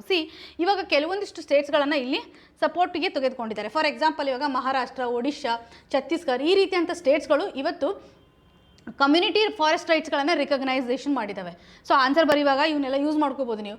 ಮಹಾರಾಷ್ಟ್ರ, ಒಡಿಶಾದಂಥ ಸ್ಟೇಟ್ಗಳು, ಛತ್ತೀಸ್ಗಢನಲ್ಲಿ ಈ ಮೂರು ಸ್ಟೇಟ್ಸ್ಗಳು ರೀಸೆಂಟ್ಲಿ ಇವಾಗ ಛತ್ತೀಸ್ಗಢ ಆಗಿರೋ ಪ್ರಕಾರ ಕಮ್ಯುನಿಟಿ ಫಾರೆಸ್ಟ್ ರೈಟ್ಸ್ಗೆ ಸಂಬಂಧಪಟ್ಟಂತೆ ಅವ್ರು ತೆಗೆದುಕೊಂಡಿರುವಂತಹ ಸ್ಟೆಪ್ಸ್ ಆಗಿರ್ಬೋದು. ಈವನ್ ಮಹಾರಾಷ್ಟ್ರನೂ ಸಹ ಇವತ್ತು ಅಲ್ಲಿರುವಂತಹ ಶೆಡ್ಯೂಲ್ಡ್ ಏರಿಯಾಸ್ಗಳಲ್ಲಿ ಇರ್ತಕ್ಕಂತಹ ಜನರನ್ನು ರಿಕಗ್ನೈಸ್ ಮಾಡಿದ್ದಾರೆ. ಸೊ ಮಹಾರಾಷ್ಟ್ರದ ಒಂದು ಸ್ಟೆಪ್ ಆಗಿರ್ಬೋದು. ಸೊ ನಾನ್ ರಿಕಗ್ನೈಸೇಷನ್ ಮಾಡಿರುವಂತಹ ಒಂದು ಕಮ್ಯುನಿಟಿ ರೈಟ್ಸ್ ಅಥವಾ ನ್ಯಾಷನಲ್ ಲೆವೆಲಲ್ಲಿ ನಾವು ಯಾವ ರೀತಿ ಅಂತ ಇಂಪ್ಲಿಮೆಂಟೇಷನನ್ನು ಮಾಡ್ತಾ ಇದ್ದೀವಿ. ಸೊ ನ್ಯಾಷನಲಿ ಇವತ್ತು ಅಷ್ಟೊಂದು ಸರಿಯಾಗಿರುವಂತಹ ಕಂಡೀಷನನ್ನು ಅಥವಾ ಕಮ್ಯುನಿಟಿ ಲೆವೆಲಲ್ಲಿ ನಾವು ಸಪೋರ್ಟನ್ನು ಮಾಡ್ತಾ ಇಲ್ಲ ಅಂತ. ಸೊ ಕಮ್ಯುನಿಟಿ ಲೆವೆಲಲ್ಲಿ ನಾವು ರೈಟ್ಸನ್ನು ಪ್ರೊವೈಡ್ ಮಾಡ್ತಾ ಇಲ್ಲ ಅನ್ನುವಂಥ ಒಂದು ಕನ್ಸಿಡ್ರೇಷನನ್ನು ಕಾಣ್ಬೋದು. ಇಲ್ಲಿರುವಂಥ ಜನರಿಗೆ ನಾವು ರೈಟ್ಸನ್ನು ಕೊಟ್ಟರೆ, ಇಂಡಿವಿಜುವಲ್ ರೈಟ್ಸನ್ನು ಕೊಡುವಂಥದ್ದಾಗಲಿ, ಕಮ್ಯುನಿಟಿ ಇಂಡಿವಿಜುವಲ್ ರೈಟ್ಸ್ ಆಗಿರ್ಬೋದು, ಜೊತೆಗೆ ಕಮ್ಯುನಿಟಿ ರೈಟ್ಸನ್ನು ಕೊಡೋದ್ರಿಂದ ನಾವು ಸಸ್ಟೈನಬಲ್ ಆಗಿ ಈ ಒಂದು ಲೈವ್ಲಿಹುಡ್ಡನ್ನು ಎನ್ಶೋರ್ ಮಾಡಲಿಕ್ಕೆ ಸಾಧ್ಯತೆ ಇದೆ. ಹಾಗೂ ಫಾರೆಸ್ಟ್ನಿಂದ ಬರ್ತಕ್ಕಂಥ ಒಂದು ಔಟ್ಪುಟ್ಟನ್ನು ನಾವು ಹೆಚ್ಚು ಕಾಣ್ಬೋದು. ಪ್ಯಾರಲಿ ನಾವು ಎನ್ವಿರಾನ್ಮೆಂಟನ್ನು ಸಹ ಕನ್ಸರ್ವ್ ಮಾಡಲಿಕ್ಕೆ ಸಾಧ್ಯತೆ ಇದೆ ಅನ್ನುವಂಥ ಒಂದು ಪಾಸಿಟಿವ್ ಅಪ್ರೋಚನ್ನು ಇಲ್ಲಿ ಕೊಡ್ತಾ ಇದ್ದಾರೆ. ಕೊಲೋನಿಯಲ್ ಟೈಮಲ್ಲಿ ಯಾವ ರೀತಿಯಾಗಿತ್ತು, ಸೊ ಪ್ರೆಸೆಂಟ್ ಕಂಡೀಷನಲ್ಲೂ ಸಹ ಲಾಸ್ಗಳಿದ್ದಾವೆ. ಈ ಒಂದು ಲಾಸ್ ನಮಗೆ ಪ್ರಾಪರಾಗಿ ಇಂಪ್ಲಿಮೆಂಟ್ ಆಗಬೇಕು. ಸ್ಟೇಟ್ಸ್ಗಳು ತೆಗೆದುಕೊಂಡಿರುವಂಥ ಸ್ಟೆಪ್ಸನ್ನು ಸಪೋರ್ಟ್ ಮಾಡ್ತಾ ಇಲ್ಲಿರುವಂತಹ ಜನರ ಇಂಡಿವಿಜುವಲ್ ರೈಟ್ಸನ್ನು ರಿಕಗ್ನೈಸೇಷನ್ ಮಾಡೋದ್ರೊಂದಿಗೆ ಫಾರೆಸ್ಟನ್ನು ಸಹ ನಾವು ಪ್ಯಾರಲಲ್ಲಿ ಕನ್ಸರ್ವೇಷನ್ ಮಾಡ್ದಂಗೆ ಆಗುತ್ತೆ. ಸೊ ಸಸ್ಟೈನೇಬಲ್ ಆಗಿ ನಾವು ಗ್ರೋತನ್ನು ಕಾಣಲಿಕ್ಕೆ ಸಾಧ್ಯತೆ ಇದೆ. ಫಾರೆಸ್ಟ್ ಸಂಬಂಧಪಟ್ಟಂಥ ಗವರ್ನೆನ್ಸ್ ಇವಾಗ ಪ್ರಾಪರಾಗಿ ಚಾಲ್ತಿಯಲ್ಲಿ ಇಲ್ಲ ಅನ್ನುವಂಥ ಒಂದು ಕನ್ಸರ್ನನ್ನು ಆಥರ್ ಅವರು ಈ ಆರ್ಟಿಕಲ್ ಮುಖಾಂತರ ವ್ಯಕ್ತಪಡಿಸ್ತಾ ಇದ್ದಾರೆ. ಸಸ್ಟೈನೇಬಲ್ ಆಗಿರ್ತಕ್ಕಂಥ ಲೈವ್ಲಿಹುಡ್ಡನ್ನು ನಾವಲ್ಲಿ ಎನ್ಶೋರ್ ಮಾಡಬೇಕಾಗಿದೆ ಅನ್ನುವಂಥ ಒಂದು ಕನ್ಸಿಡ್ರೇಷನನ್ನು, ಅನಲೈಸಿಸನ್ನು ನಾವು ಕಾಣ್ಬೋದು. ಹಿಸ್ಟಾರಿಕಲಿ ಇನ್ಜಸ್ಟಿಸ್ ಆಗಿದೆ, ಪ್ರೆಸೆಂಟ್ ಕಂಡೀಷನಲ್ಲಿ ನಾವು ಅದನ್ನು ಯಾವ ರೀತಿಯಾಗಿ ಎನ್ಶೋರ್ ಮಾಡಬೇಕು ಅನ್ನುವಂಥ ಒಂದು ಕನ್ಸಿಡ್ರೇಷನನ್ನು ಕಾಣುವಂಥದ್ದು. ಇನ್ನು ಈ ಒಂದು ಆರ್ಟಿಕಲ್ ನಡಿಯಲ್ಲಿ 1 ಪರ್ಸನ್ 1 ವೋಟ್ 1 ವ್ಯಾಲ್ಯೂ ಅನ್ನೋಂಥ ಕನ್ಸಿಡರೇಷನನ್ನು ಕಾಣುವಂಥದ್ದು. ಸೊ ಈ ಒಂದು ಆರ್ಟಿಕಲ್ನ ಕಂಟೆಕ್ಸ್ಟ್ ಯಾವ ರೀತಿಯಾಗಿದೆ ಅಂದರೆ ಡಿಲಿಮಿಟೇಷನ್ ಕಮಿಷನ್ಗೆ ಸಂಬಂಧಪಟ್ಟಂತೆ. ಡಿಲಿಮಿಟೇಷನ್ ಕಮಿಷನ್ ಏನು ಮಾಡುತ್ತೆ, ಡಿಲಿಮಿಟೇಷನ್ಸ್ ಆಯೋಗ, ಡಿಲಿಮಿಟೇಷನ್ ರಿಲೇಟೆಡ್ ಇರುವಂಥ ಕಮಿಷನನ್ನು ಸೆಟಪ್ ಮಾಡಿದರೆ ಇವ್ರು ಏನು ಮಾಡ್ತಾರೆ ಅಂತಂದರೆ ನಮ್ಮ ದೇಶದಲ್ಲಿ ಈ ಚುನಾವಣಾ ಕ್ಷೇತ್ರಗಳ ಒಂದು ಬೌಂಡ್ರಿಯನ್ನು ಡಿಸೈನ್ ಮಾಡೋದ್ರಲ್ಲಿ ಸಹಕಾರಿಯಾಗುತ್ತೆ ಅನ್ನೋದ್ರ ಬಗ್ಗೆ ಗೊತ್ತು. ಸೊ ಇವಾಗ ಪ್ರೆಸೆಂಟ್ ಕಂಡೀಷನಲ್ಲಿ ನಾವು ಇದಕ್ಕೆ ಸಂಬಂಧಪಟ್ಟಂತೆ ರೀಸೆಂಟಾಗಿ ನೋಡಿದ್ವಿ, ಡಿಲಿಮಿಟೇಷನ್ ಕಮಿಷನ್ ಇವಾಗ 2026 ಕಾರ್ಯನಿರ್ವಹಿಸುವಂಥ ಸಾಧ್ಯತೆ ಇದೆ. ಕನೆಕ್ಟ್ ಮಾಡ್ಕೊಳ್ಳಿ. ಯಾವಾಗ ನಾವು ಡಿಸ್ಕಷನ್ ಮಾಡಿದ್ವಿ, ವುಮೆನ್ಸ್ ರಿಸರ್ವೇಷನ್ಗೆ ಸಂಬಂಧಪಟ್ಟಂತೆ ನೋಡುವಾಗ ವುಮೆನ್ಸ್ ರಿಸರ್ವೇಷನನ್ನು ಲೋಕಸಭೆ ಸ್ಟೇಟ್ ಲೆಜಿಸ್ಲೇಟಿವ್ ಅಸೆಂಬ್ಲಿನಲ್ಲಿ ಕೊಡಬೇಕು ಅನ್ನುವಂಥದ್ದಾಗಿ ಆಲ್ರೆಡಿ ಬಿಲ್ಲನ್ನು ಹೊರಡಿಸಿದ್ದಾರೆ. ಸೊ ಇದಕ್ಕೆ ಅದು 106ನೇ ಕಾನ್ಸ್ಟಿಟ್ಯೂಷನಲ್ ಅಮೆಂಡ್ಮೆಂಟ್ ಆ್ಯಕ್ಟ್ನ ಮುಖಾಂತರ, ಆ್ಯಕ್ಚುಲಿ ಲಾ ಆಗಿದೆ. ಸೊ ಇವಾಗ ಈ ಒಂದು ತಿದ್ದುಪಡಿ ಮುಖಾಂತರ ತಂದಿದ್ದೀವಲ್ಲ, ಇದನ್ನು ಡಿಸಿಷನ್ ತೊಗೋಬೇಕಂತಂದರೆ ಅಥವಾ ಯಾವ ರೀತಿಯಂಥ ಡಿಸ್ಟ್ರಿಬ್ಯೂಷನ್ ಆಗಿದೆ, ಮಹಿಳೆಯರ ಒಂದು ಡಿಸ್ಟ್ರಿಬ್ಯೂಷನ್ ಆಗಬೇಕಂದ್ರೆ ಡಿಲಿಮಿಟೇಷನ್ ಕಮಿಷನ್ ಏನು ರಿಸಲ್ಟ್ ತೊಗುತ್ತೆ ಅದರ ಆಧಾರದ ಮೇಲೆ ನಾವು ಏನು ಮಾಡ್ತಾ ಇದ್ದೀವಿ, ಅಗೇನ್ ಆವಾಗ ಅವ್ರಿಗೆ ರಿಸರ್ವೇಷನನ್ನು ಕೊಡ್ತಾ ಇದ್ದೀವಿ. ಸೊ ಈ ಎಲೆಕ್ಷನ್ ಇಲ್ಲ, ನೆಕ್ಸ್ಟ್ ಎಲೆಕ್ಷನ್ ಅಂತ ನಾವು ಇದು ಆಲ್ರೆಡಿ ನೋಡಿದ್ವಿ. ಸೊ ಅಗೇನ್ ಇಲ್ಲಿ ಏನು ಹೇಳ್ತಾ ಇದ್ದಾರೆ ಅಂದರೆ ಡಿಲಿಮಿಟೇಷನ್ ಕಮಿಷನನ್ನು ನಾವು ಸೆಟಪ್ ಮಾಡಿರುವಂಥ ಒಂದು ಕಂಡೀಷನನ್ನು ನೋಡೋದಾದರೆ, ಸೊ ಯಾವ್ಯಾವ ಇಯರ್ಗಳಲ್ಲಿ ಮಾಡಿದ್ದೀವಿ. ಈ ಮೊದಲು ಮಾಡಿರೋದು 1952ನಲ್ಲಿ ಮಾಡಿದ್ದಾರೆ, 1962ನಲ್ಲಿ ಕಾಣ್ಬೋದು, 1972ನಲ್ಲಿ ಆಗಿರ್ಬೋದು, ಅಥವಾ 2002. ಸೊ ಇವಾಗ ನೆಕ್ಸ್ಟು 2026 ಆಗುವಂಥ ಒಂದು ಸಾಧ್ಯತೆ ಇರುತ್ತೆ. ಸೊ ಈ ಒಂದು ಡಿಲಿಮಿಟೇಷನ್ಸ್ ಕಮಿಷನ್ಸ್ಗಳು ಏನಿದೆಯಲ್ಲ, ಇದರ ಆಧಾರದ ಮೇಲೆ ನಾವು ಏನು ಮಾಡ್ತೀವಿ, ನಾರ್ಮಲಿ ಎವ್ರಿ ಸೆನ್ಸಸ್ ಆದಮೇಲೆ ಡಿಲಿಮಿಟೇಷನ್ ಕಮಿಷನ್ಸ್ಗಳನ್ನು ಸೆಟಪ್ ಮಾಡಲಾಗುತ್ತೆ. ಸೊ ಇಲ್ಲಿರುವಂಥ ಒಂದು ಕನ್ಸಿಡ್ರೇಷನ್ ಅಂತಂದರೆ, ನಾವು ಈ ಒಂದು ಮೈನಾರಿಟಿ ರಿಲೇಟೆಡ್ ಇರುವಂತೆ ನೋಡೋದಾದರೆ, ಮೈನಾರಿಟೀಸ್ಗಳ ಒಂದು ಡಿಸ್ಟ್ರಿಬ್ಯೂಷನನ್ನು ನೋಡೋದಾದರೆ, ಸೊ ಮೈನಾರಿಟೀಸ್ಗಳ ಒಂದು ಡಿಸ್ಟ್ರಿಬ್ಯೂಷನನ್ನು ಕನ್ಸಿಡರ್ ಮಾಡೋದಾದರೆ ಹೇಗೆ ಈ ಒಂದು ಪರ್ಟಿಕ್ಯುಲರ್ ಪಾಪ್ಯುಲೇಷನಲ್ಲಿ ಇವರ ಒಂದು ಡಿಸ್ಟ್ರಿಬ್ಯೂಷನ್ ಆಗಿದೆ ಅಥವಾ ಇವರನ್ನು ಹೇಗೆ ಸ್ಪ್ರೆಡ್ ಮಾಡಬೇಕು ಅಂತ. ಯಾಕೆಂದರೆ ಒಂದು ಏರಿಯಾನಲ್ಲಿ ಸಾಕಷ್ಟು ಜನರ ಒಂದು ಅಥವಾ ಹೆಚ್ಚಿನ ಒಂದು ಪಾಪ್ಯುಲೇಷನನ್ನು ನಾವು ಕನ್ಸಿಡರ್ ಮಾಡೋದಾದರೆ, ಸೊ ಈ ಒಂದು ಪಾಪ್ಯುಲೇಷನ್ ರೇಟ್ನ ಆಧಾರದ ಮೇಲೆ ನಾವು ಡಿಸೈಡ್ ಮಾಡ್ತೀವಿ ಇವ್ರಿಗೆ ಎಷ್ಟು ವ್ಯಾಲ್ಯೂವನ್ನು ಕೊಡಬೇಕು ಅಂತ. ಇವಾಗ ಬೇರೆ ಬೇರೆ ಸ್ಟೇಟ್ಸ್ಗಳಲ್ಲಿ ನಾವು ಕನ್ಸಿಡರ್ ಮಾಡ್ತಾ ಹೋದರೆ ಪಾಪ್ಯುಲೇಷನ್ ತುಂಬ ವೇರಿಯೇಷನ್ ಆಗಿದೆ ಅನ್ನುವಂಥ ಒಂದು ಕಂಟೆಕ್ಸ್ಟನ್ನು ಕಾಣುವಂಥದ್ದು. ಸೊ ಬೇರೆ ಬೇರೆ ಸ್ಟೇಟ್ಸ್ಗಳಲ್ಲಿ, ಫಾರ್ ಎಕ್ಸಾಂಪಲ್ ಹರಿಯಾಣ, ಬಿಹಾರ್, ಮಧ್ಯಪ್ರದೇಶದ ಸ್ಟೇಟ್ಸ್ಗಳಲ್ಲಿ ಇವಾಗ ಆಲ್ರೆಡಿ ಪಾಪ್ಯುಲೇಷನ್ ಇನ್ಕ್ರೀಸ್ ಆಗಿದೆ. ಸೊ ಈ ನಿಟ್ಟಿನಲ್ಲಿ ಬೇರೆ ಬೇರೆ ಸ್ಟೇಟ್ಸ್ಗಳನ್ನು ನಾವು ಕನ್ಸಿಡರ್ ಮಾಡೋದಾದರೆ, ಸೌತ್ ರೀಜನಲ್ಲಿ ಇರ್ತಕ್ಕಂಥ ಸ್ಟೇಟ್ಸ್ಗಳನ್ನು ನೋಡೋದಾದರೆ, ಕೇರಳದಂಥ ಸ್ಟೇಟ್ಸ್ಗಳಾಗಿರ್ಬೋದು, ಗೋವಾ ಆಗಿರ್ಬೋದು, ಇಲ್ಲಿ ಪ್ರಾಪರಾಗಿ ಪಾಪ್ಯುಲೇಷನ್ ರಿಲೇಟೆಡ್ ಇರ್ತಕ್ಕಂಥ ಮೇಜರ್ಸನ್ನು ತೆಗೆದುಕೊಂಡಿದ್ದಾರೆ. ಇಲ್ಲಿ ಸಹ ಪಾಪ್ಯುಲೇಷನ್ ರೇಟ್ ಏನಿದೆಯಲ್ಲ 100%ಗಿನೂ ಕಡಿಮೆ ಇರೋದಂತ. ಇವಾಗ ಬಿಹಾರ್, ಹರಿಯಾಣದಂಥ ಸ್ಟೇಟ್ಸ್ಗಳಲ್ಲಿ 126, 125ಗಿನೂ ಎಕ್ಸಿಡ್ ಆಗಿದೆ ಅನ್ನುವಂಥ ಒಂದು ಕನ್ಸಿಡ್ರೇಷನನ್ನು ಕಾಣ್ತಾ ಇದ್ದೀವಿ. ಸೊ ಈ ನಿಟ್ಟಿನಲ್ಲಿ ನಾವು ಪ್ರಾಪರ್ ಆಗಿರುವಂಥ ಒಂದು ಡಿಲಿಮಿಟೇಷನ್ಸನ್ನು ಮಾಡಬೇಕು ಅನ್ನುವಂಥದ್ದಾಗಿ ಹೇಳ್ತಾ ಇದ್ದಾರೆ. ಸೊ ಮೈನಾರಿಟೀಸ್ಗಳ ಒಂದು ಡಿಸ್ಟ್ರಿಬ್ಯೂಷನ್, ಇವಾಗ SC STಗೆ ಸಂಬಂಧಪಟ್ಟಂತೆ ನಾವು ಅವ್ರಿಗೆ ರಿಸರ್ವೇಷನನ್ನು ಸಹ ಪ್ರೊವೈಡ್ ಮಾಡ್ತಾ ಇದ್ವಿ. ರಿಸರ್ವೇಷನನ್ನು ಪ್ರೊವೈಡ್ ಮಾಡ್ತಕ್ಕಂಥ ಒಂದು ಸಂದರ್ಭದಲ್ಲಿ ನಾವು ಹೇಗೆ ಅವರು ಡಿಸ್ಟ್ರಿಬ್ಯೂಷನ್ ಆಗುತ್ತೆ ಅನ್ನುವಂಥ ಒಂದು ಕನ್ಸಿಡ್ರೇಷನನ್ನು ಇಲ್ಲಿ ಎಂಫಸಸ್ ಮಾಡ್ತಾ ಇದ್ದಾರೆ. ಇದರೊಂದಿಗೆ ನಾವು ಇಲ್ಲಿ ಕೆಲವೊಂದಿಷ್ಟು ಆರ್ಟಿಕಲ್ಸ್ಗಳನ್ನು ಕನ್ಸಿಡರ್ ಮಾಡೋದಾದರೆ ರಿಸರ್ವೇಷನ್ಗೆ ಸಂಬಂಧಪಟ್ಟಂತೆ ಆರ್ಟಿಕಲ್ 330 ಹಾಗೂ 32 SC STಗೆ ಸಂಬಂಧಪಟ್ಟಂಥ ರಿಸರ್ವೇಷನ್ ಇದೆ ಅನ್ನೋದು ಇಂಪಾರ್ಟೆಂಟ್. ಪಾಲಿಟಿನಲ್ಲಿ ನಾವು ಇಲ್ಲಿ ಅಬ್ಸರ್ವ್ ಮಾಡ್ಬೋದು. ಹಾಗೂ ಸರ್ಕಾರಗಳನ್ನು ಸಹ ಯಾವ ರೀತಿಯಾಗಿ ಇವತ್ತು ಆ್ಯಕ್ಷನನ್ನು ತೆಗೆದುಕೊಳ್ತಾ ಇದ್ದಾರೆ. ನಾವು ಕ್ವಾಲಿಟೇಟಿವ್ ಆಗಿ ಇವತ್ತು ರಿಸರ್ವೇಷನನ್ನು ಡೈಲ್ಯೂಷನ್ ಮಾಡದೆ ಪ್ರಾಪರ್ ಆಗಿರುವಂಥ ಈ ಒಂದು ಡಿಲಿಮಿಟೇಷನ್ ಕಮಿಷನ್ಸನ್ನು ಇಂಪ್ಲಿಮೆಂಟ್ ಮಾಡಬೇಕು ಅಂತ. ಸೊ ಕ್ವಾಲಿಟೇಟಿವ್ ಆಗಿ ಮಾಡೋದ್ರ ಮುಖಾಂತರ ಪ್ರತಿಯೊಬ್ಬ ವ್ಯಕ್ತಿಗೂ ಇವತ್ತು 1 ವೋಟ್ 1 ವ್ಯಾಲ್ಯೂ ಇರುವಂಥ ಸಿಸ್ಟಮನ್ನು ಫಾಲೋ ಮಾಡಲಿಕ್ಕೆ ಸಾಧ್ಯತೆ ಇರುತ್ತೆ ಅಂತ. ಸೊ ಈ ಒಂದು ಡಿಲಿಮಿಟೇಷನ್ ಕಮಿಷನ್ನ ರೆಕಮೆಂಡೇಷನ್ ಆಧಾರದ ಮೇಲೆ ನಾವೇನು ಮಾಡ್ತಾ ಇದ್ದೀವಿ, ಮತ್ತು ಯಾವ್ಯಾವ ಏರಿಯಾದಲ್ಲಿ ಇರುತ್ತೆ ಅಥವಾ ಮತದಾನ ಕ್ಷೇತ್ರಗಳನ್ನು ಯಾವ ರೀತಿಯಾಗಿ ಡಿಸ್ಟ್ರಿಬ್ಯೂಷನ್ ಮಾಡ್ಬೋದು ಅನ್ನುವಂಥ ಕನ್ಸಿಡರೇಷನ್. ಇದರಿಂದ ಲಾರ್ಜ್ ಪಾಪ್ಯುಲೇಷನಲ್ಲಿ ಇಂಪ್ಯಾಕ್ಟ್ ಮಾಡುತ್ತೆ. ಸೊ ಪ್ರೆಸೆಂಟ್ ಕಂಡೀಷನಲ್ಲಿ ನಾವು ಇಮಿಡಿಯೇಟ್ ಆಗಿರುವಂಥ ಒಂದು ಆ್ಯಕ್ಷನನ್ನು ತೆಗೆದುಕೊಳ್ಬೇಕು ಅಂತ. ಯಾಕೆಂದರೆ ಪಾಪ್ಯುಲೇಷನ್ ಇವಾಗ ಆಲ್ರೆಡಿ ತುಂಬ ಬದಲಾವಣೆ ಆಗಿರೋದನ್ನು ಕೋವಿಡ್ನ ಸಂದರ್ಭದಲ್ಲಿ ನಾವು ಮತ್ತೆ ಪ್ರಾಪರಾಗಿ ಅದಕ್ಕೆ ಸಂಬಂಧಪಟ್ಟಂತೆ ಆ್ಯಕ್ಷನ್ನ ತೆಗೆದುಕೊಳ್ಳಿಕ್ಕೆ ಆಗಿಲ್ಲ. 42ನೇ ತಿದ್ದುಪಡಿ 1976 ಸಹ ಫ್ರೀಸ್ ಮಾಡಿರುವಂಥ ಒಂದು ಕಂಡೀಷನನ್ನು ನಾವು ಕಾಣುವಂಥದ್ದು. ಇಷ್ಟು ಪಾಯಿಂಟನ್ನು ಈ ಒಂದು ಎಕ್ಸಾಮಿನೇಷನ್ ಪರ್ಸ್ಪೆಕ್ಟಿವಲ್ಲಿ ಕನೆಕ್ಟ್ ಮಾಡ್ಕೊಂಡ್ರೆ ಸಾಕು. ಪೊಲಿಟಿನಲ್ಲಿ ನೀವು ಈ ಒಂದು ಡಿಲಿಮಿಟೇಷನ್ ರಿಲೇಟೆಡ್ ಇರ್ತಕ್ಕಂಥ ಕಾನ್ಸೆಪ್ಟನ್ನು ರಿವಿಷನ್ ಮಾಡೋದು ಇಂಪಾರ್ಟೆಂಟು. Yes, okay. ಇವತ್ತು ಡಿಸ್ಕಸ್ ಮಾಡಿರ್ತಕ್ಕಂಥ ಆರ್ಟಿಕಲ್ಸ್ಗಳು ನೀಟಾಗಿ ಅರ್ಥ ಆಗಿದೆ ಅನ್ಕೋತಾ ಇದ್ದೀನಿ. ಗ್ಲೋಬಲ್ ಕೋಲ್ ಡಿಮ್ಯಾಂಡ್ಗೆ ಸಂಬಂಧಪಟ್ಟಂಥ ಇಂಟರ್ನ್ಯಾಷನಲ್ ಎನರ್ಜಿ ಏಜೆನ್ಸಿ ಯಾವ ರೀತಿ ಅಂತ ರಿಪೋರ್ಟನ್ನು ಕೊಡ್ತಾ ಇದೆ. ಸೊ ಅಗೇನ್ ನಾವು ಇನ್ಕ್ರೀಸ್ ಮಾಡ್ತೀವಿ ಅನ್ನುವಂಥದ್ದಾಗಿ ಕಾಣ್ಬೋದು. ಈವನ್ ಫಾರೆಸ್ಟ್ ರೈಟ್ ಆ್ಯಕ್ಟ್ಗೆ ಸಂಬಂಧಪಟ್ಟಂತೆ 2006 ಇರ್ತಕ್ಕಂಥ ಆ್ಯಕ್ಟ್ ಏನಿದೆಯಲ್ಲ, ಸೊ ಇದರಲ್ಲಿರ್ತಕ್ಕಂಥ ಪ್ರೊವಿಷನ್ಸ್ಗಳು ಯಾಕೆ ಸರಿಯಾಗಿ ಪೊಲಿಟಿಕಲ್ ಇಶ್ಯೂಸ್ಗಳ ಮುಖಾಂತರ ಇಂಪ್ಲಿಮೆಂಟ್ ಮಾಡಲಿಕ್ಕೆ ಆಗ್ತಾ ಇಲ್ಲ ಅಂತ ಅಗೇನ್ ಇವಾಗ ಚುನಾವಣಾ ಆಯೋಗಕ್ಕೆ ಸಂಬಂಧಪಟ್ಟಂತೆ ಒಂದು ಕೊಲಿಜಿಯಂ ಸಿಸ್ಟಮ್ ಬಗ್ಗೆ ಡಿಸ್ಕಷನನ್ನು ಮಾಡಿರುವಂಥದ್ದು. ಇನ್ನು ಅಟೋಮಿಕ್ ಪವರ್ ಪ್ರಾಜೆಕ್ಟಲ್ಲಿ ಕೆಲವೊಂದಿಷ್ಟು ಇಶ್ಯೂಸನ್ನು ನೋಡಿದ್ವಿ. ಇಷ್ಟು ಆರ್ಟಿಕಲ್ಸ್ಗಳು ನಮಗೆ ಪ್ರಿಲಿಮ್ಸ್ ಪರ್ಸ್ಪೆಕ್ಟಿವಲ್ಲಿ ಹಾಗೂ ಮೇನ್ಸ್ ಪರ್ಸ್ಪೆಕ್ಟಿವಲ್ಲಿ ಇಂಪಾರ್ಟೆಂಟ್ ಆಗುತ್ತೆ. ಸೊ ಇವತ್ತು ಡಿಸ್ಕಸ್ ಮಾಡಿರ್ತಕ್ಕಂಥ ಆರ್ಟಿಕಲ್ಸ್ಗಳು ನಿಮಗೆ ಅರ್ಥ ಆಗಿದೆ ಅಂತ ಭಾವಿಸ್ತಾ ಇದ್ದೀನಿ. ನಿಮ್ಗೆ ಏನೇ ಕನ್ಸರ್ನ್ ಇದ್ರೂ ಸಹ ನಮಗೆ ಕಮೆಂಟ್ನ ಮುಖಾಂತರ ತಿಳಿಸಿಕೊಡಿ ಅಂತ ಹೇಳ್ತಾ ಆಲ್ ದ ವೆರಿ ಬೆಸ್ಟ್. ಧನ್ಯವಾದಗಳು.